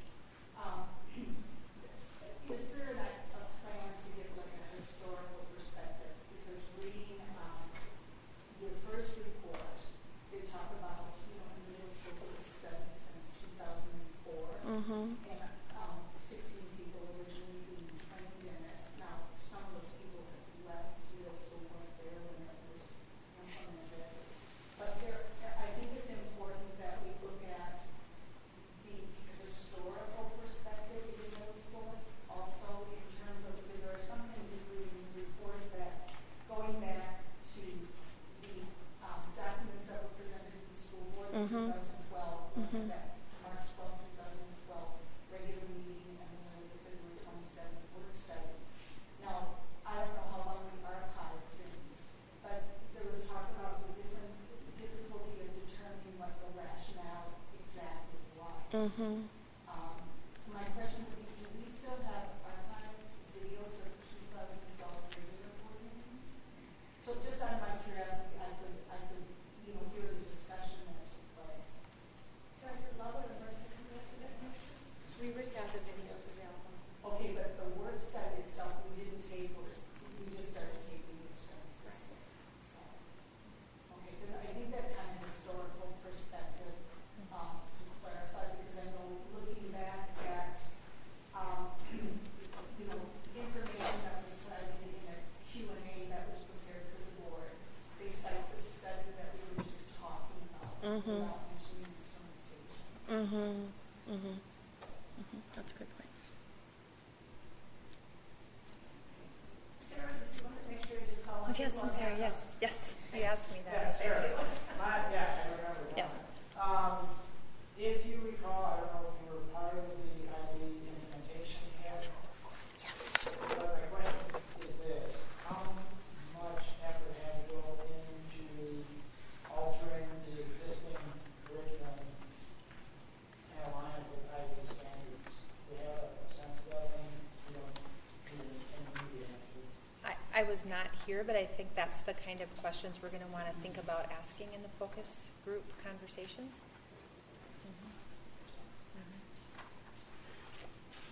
Yes. Yep. In terms of the implementation and the quality of it there, obviously you're dealing in talking with the respective stakeholders is going to be, I would guess, the line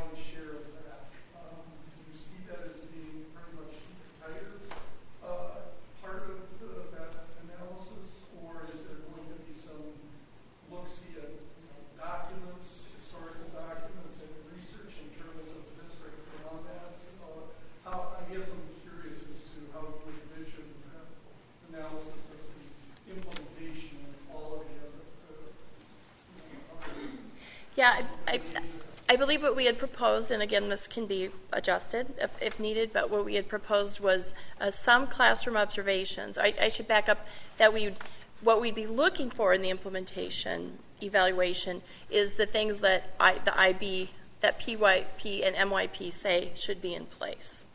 And we would do that through classroom observations, surveys and checklists of teachers, parents, possibly also administrators and students. So we'd be getting some Carey staff going in and observing things that possibly could be observed in classrooms, and being able to contrast that with things that teachers, administrators, parents might be reporting on a survey. We also, I think we said interviews / focus groups. In terms of getting people's, again, it would probably be the people who aren't in the classroom, it would be their perception of what is happening, or parents, what they're hearing from their students, what they see coming home in their students' work here in conferences. But we would try to get, and I think even, to your point, going back to the records and just tracking when the professional development started and which teachers were present in each of the schools then, and how long they stayed, to make sure, just tracking that staff, the amount of time staff have been working in the program, and the turnover. It's going to be, we'll try to present as clear of a picture as possible, but we do, we all have to work within a realistic budget. Do you have some specific areas that you think would be important, or some data? I just want to get a better sense or a better feel of what you're talking about there. So in terms of the classroom observations, what are you going to compare that? May I add something here? I don't want to overlook that we have a lot of information about implementation from our authorization visits. And so part of this, we're going to want to make sure to use what we have. And then, we've got a very successful school by many factors that operates as a magnet school. And I think part of it is looking at the fit into the overall system, and how we're looking at some of the things we just looked at in terms of enrollment patterns, and that they put some preliminary information together. But what's our system design for how all of our system operates and connects together? I think are some of the things beyond what we already know from the authorization study, because there can be many outcomes from a study. It can be we discontinue something, it can be we continue something, we expand something that's working, but it's part of looking beyond just what's happening within that ecosystem of that individual school, but what's happening in the system as a whole, and how do we make sure to leverage the things that are working and be thoughtful about a pre-K through 12 experience for all of our students, and how all of this makes sense together.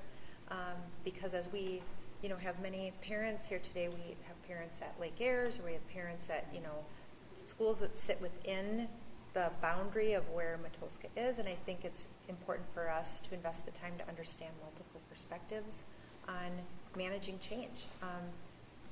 There's a lot of really, really good things that we already know are happening, but we just have to think about how our system is operating with different program design elements. And so it's really, I think, an opportunity to look at PK through 12 academic design, that this can really be a key part of informing.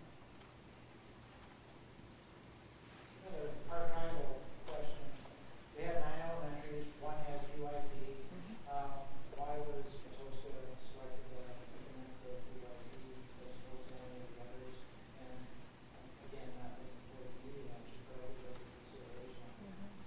And then also, as I was reading through the preliminary report here, one of the points of rationale was that IB was thought to be an attractive recruiting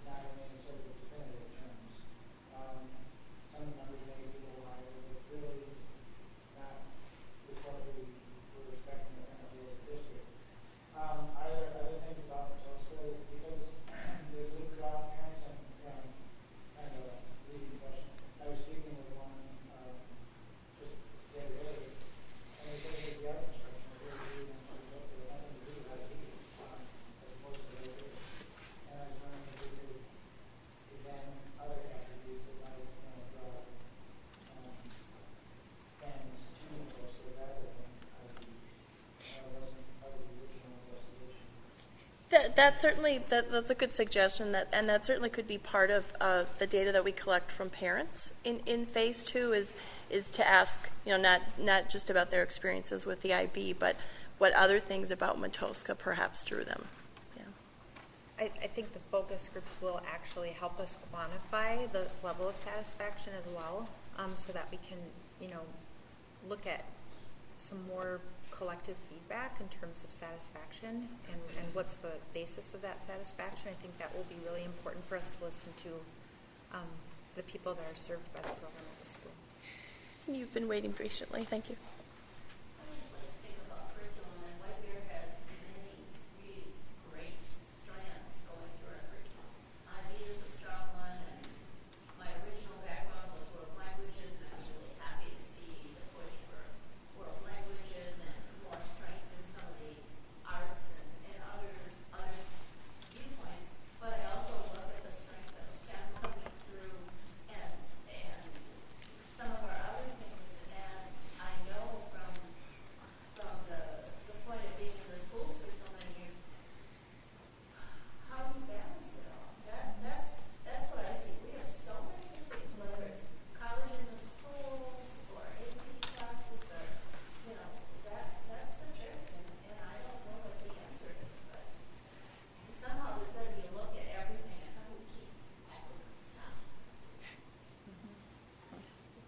And I think we may find that our questions for the focus group may be slightly different for middle school and Matoska International. I mean, I think there may be some questions that are going to actually help us really tackle the things that we're really seeking to figure out that may be different at each level.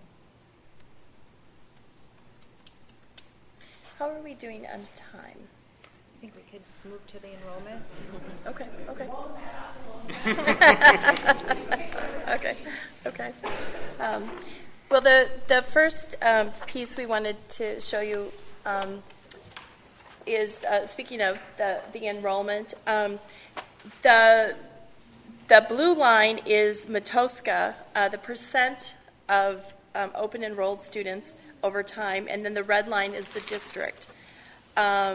And you can see that both have gone up over time. And we have the dotted line where Matoska became a IB, was authorized as an IB school. Right? Mm-hmm. Yeah, okay. The next slide shows, it's really a different way of looking at the previous chart. This is, the red line is the percent, the difference in the percent of open enrolled students between Matoska and the district. And I know just in our conversation so far, we've heard that there's something about 2015 that's an anomaly. But you can see that generally that difference has been, I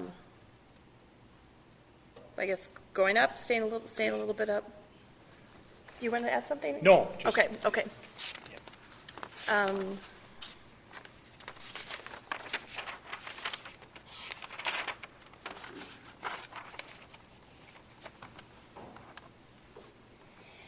And then this looks at the two middle schools in terms of open enrollment.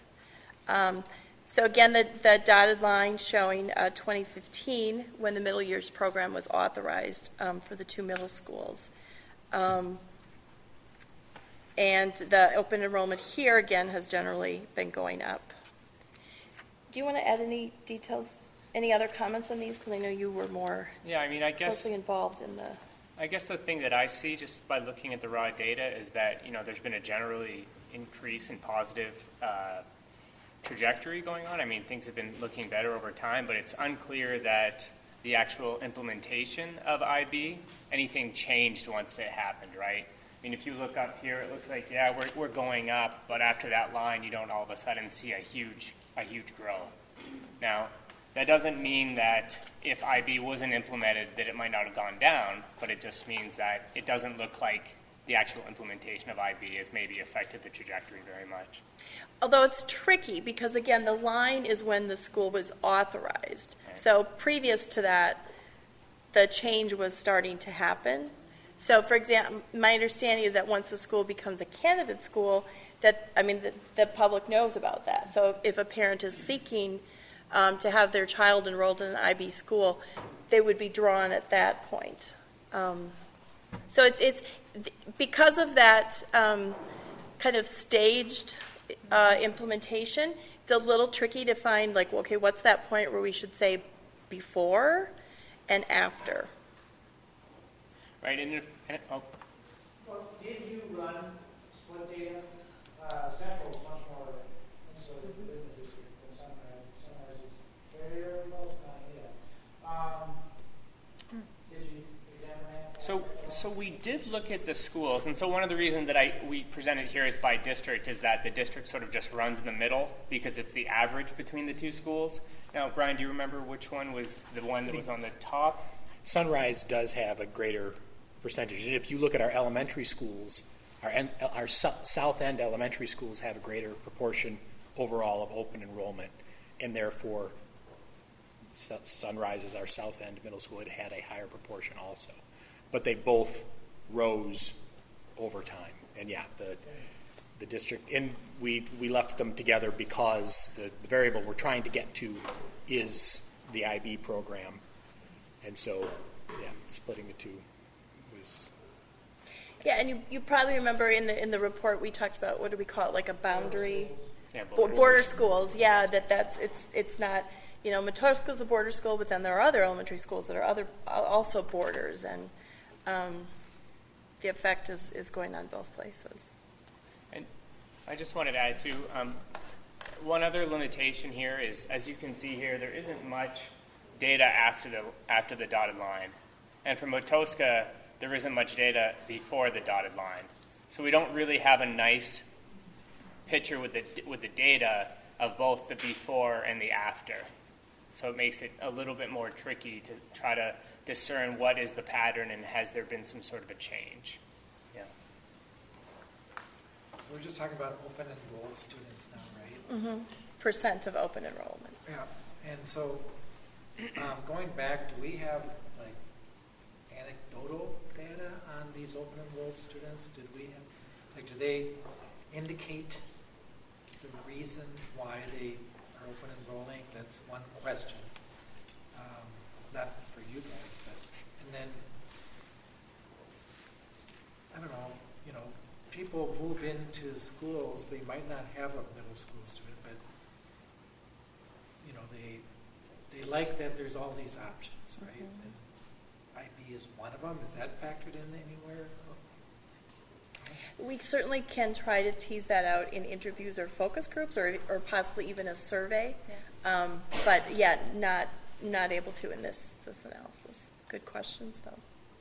I do have to mention that John Leininger does have hard copies of binders and binders of history that we can look at that.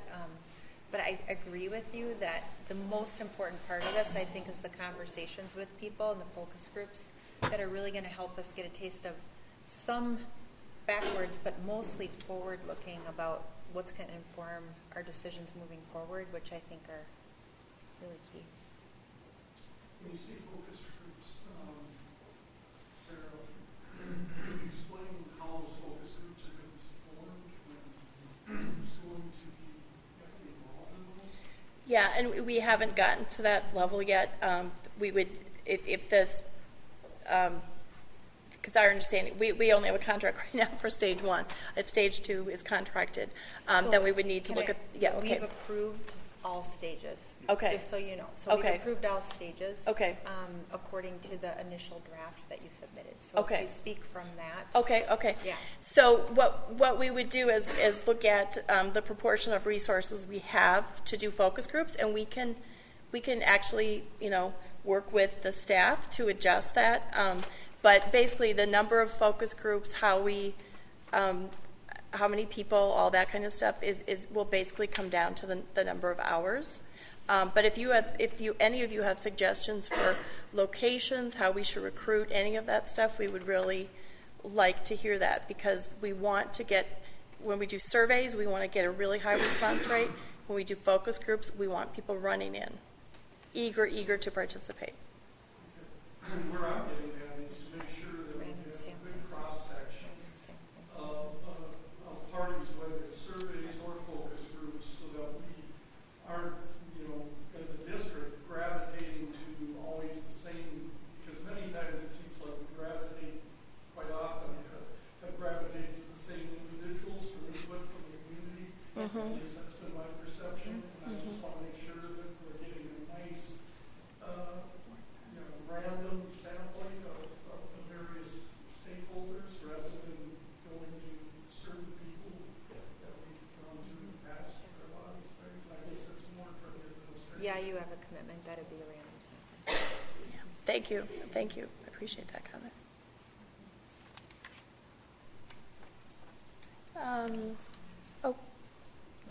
Okay.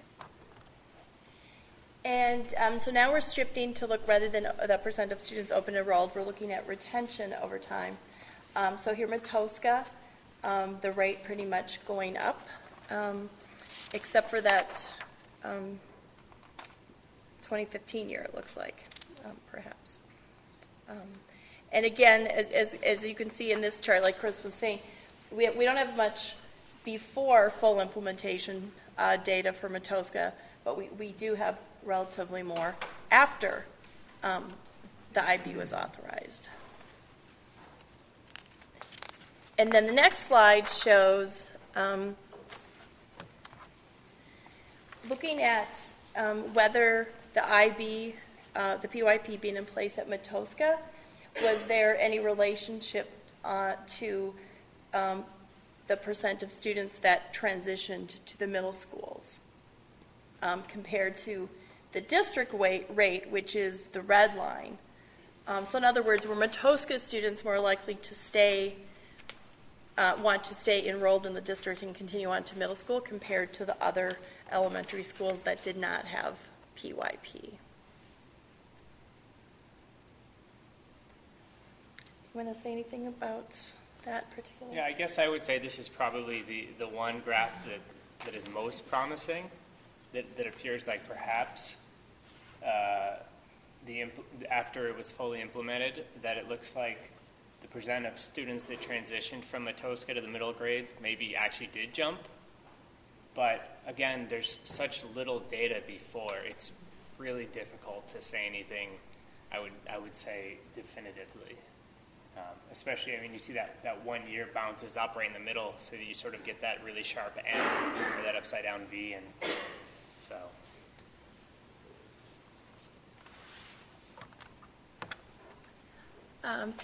So the last slide is just a description of what we'd proposed for stage 2.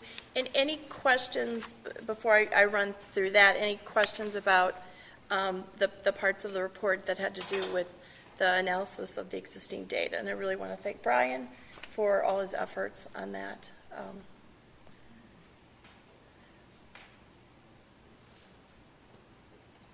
I do have to say, as someone who's done quite a few school board presentations on care reports over my 21 years, I am extremely impressed with the level of attention you have paid to this report. I mean, you've read it, and you came with really, really good questions, and that's not always the case. So I want to commend you as a board for your commitment. So what we talked about for stage 2, and again, this can be modified because our goal is to produce something that's going to be most useful to you, so we can make adjustments in working with the staff.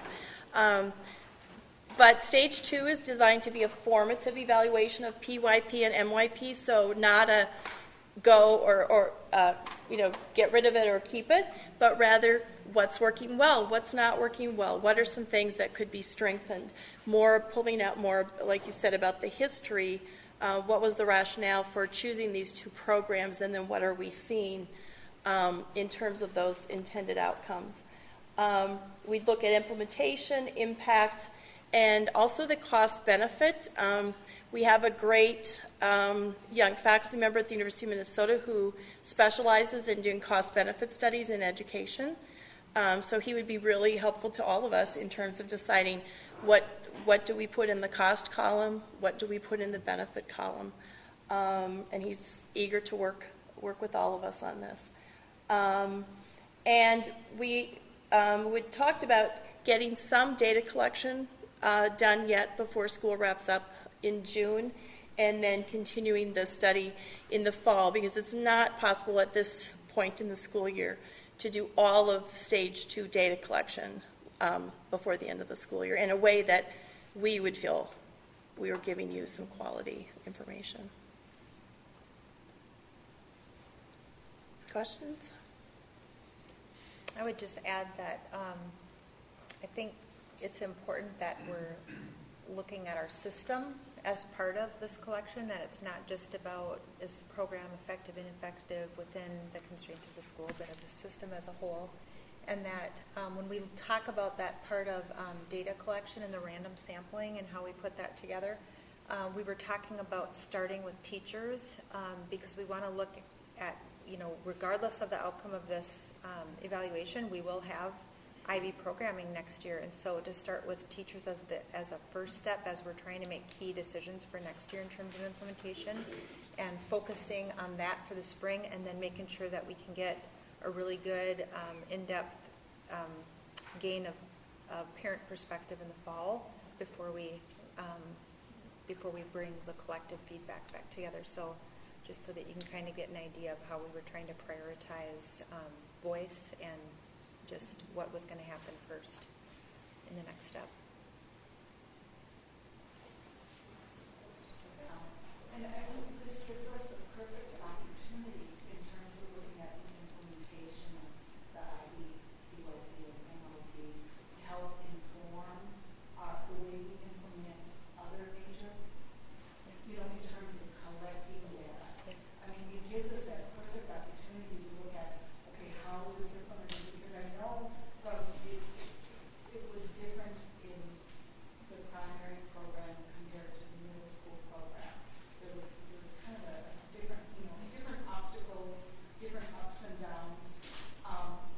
Sharing of information was sometimes difficult to find out bits and pieces, but I think it gives us a perfect opportunity to look at how we implement programs here and what data we needed to evaluate those programs. Because I see that as my role on the school board in terms of looking at evaluating programs. Okay, we need data beforehand, and long-term data in terms of making decisions about programs and finance and budget. So I think this is a perfect opportunity for us to set a protocol. When a program is implemented well, there's a magic that you feel at a school. So I appreciate you're saying that there's a lot to learn about, fidelity of implementation or what's happening there, because it can inform any program that we implement down the road. So thank you for that.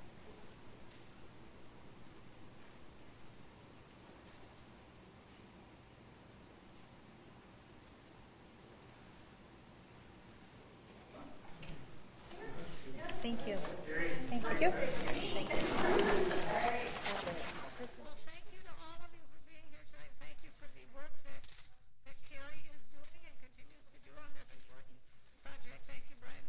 Thank you, Jill Pearson, as well.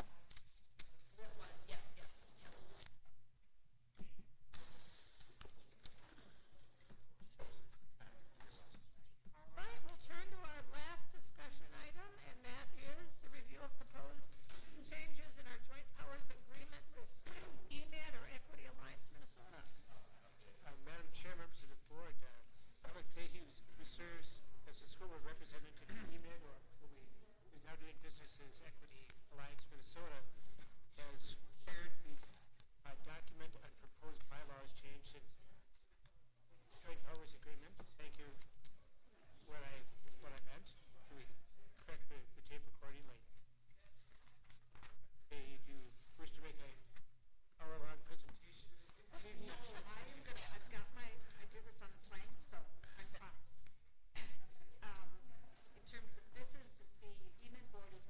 Second reading of this policy on our April 19th meeting, so we were asked to bring it to our board for discussion. And then if it is approved at the April 19th EMID meeting, it would be brought back for a vote. So I'm just going to run through the major changes. In terms of since the two schools were conveyed, the joint powers agreement had to be looked at to remove items related to operation of schools were removed. Instead of school board and school district, it was simply school was dropped, it's the board and the district. And we talk about instead of the superintendent, the executive director. Also, EMID, we moved to a business model. So we've registered our name as also, in addition to EMID, as doing business with Equity Alliance Minnesota. So that is included in there. An associate member category has been added. There's been clarification of what are those key dates if members are going to withdraw from EMID. And then we put in a proviso for a student rep, a high school student, to be a non-voting member of the board. We've eliminated the vice chair position just because there's usually kind of a revolving door of districts coming in, districts leaving. We thought that would streamline things, and those are the major changes. That it's quite a lengthy with lots of red cross out and things, but those are the major changes. So what I'm looking for is if anyone has a real problem with that or feedback that I can take back to you. Does anyone have any tonight for Ms. Go ahead. You have my full faith and confidence. So it sounds like from a procedural standpoint, the EMID board will take a look at this April 19th. They will approve it presumably and then pass it back to the EMID member board for voting on approval. So it will come to us at our May meeting. Okay, Mr. Chapman? So, Ellen, if we do have anything that comes to mind that we would suggest, when, if it's the 19th, that they're going to take it up. Our meetings start at 5:30 on the 19th, so you can email me. So 5:25? Yes. 5:29 No, 59 seconds. Well, how about we say like 5 o'clock Okay. on April 19th? All right. You don't know that these people are taking it literally. Right ahead. Calendar appointment made. All right, well, anything further on this item? Being none, that was our last item on this evening's agenda, so I will entertain a motion to adjourn. Madam Chair, I move to adjourn. I second that we are adjourned. Thank you all.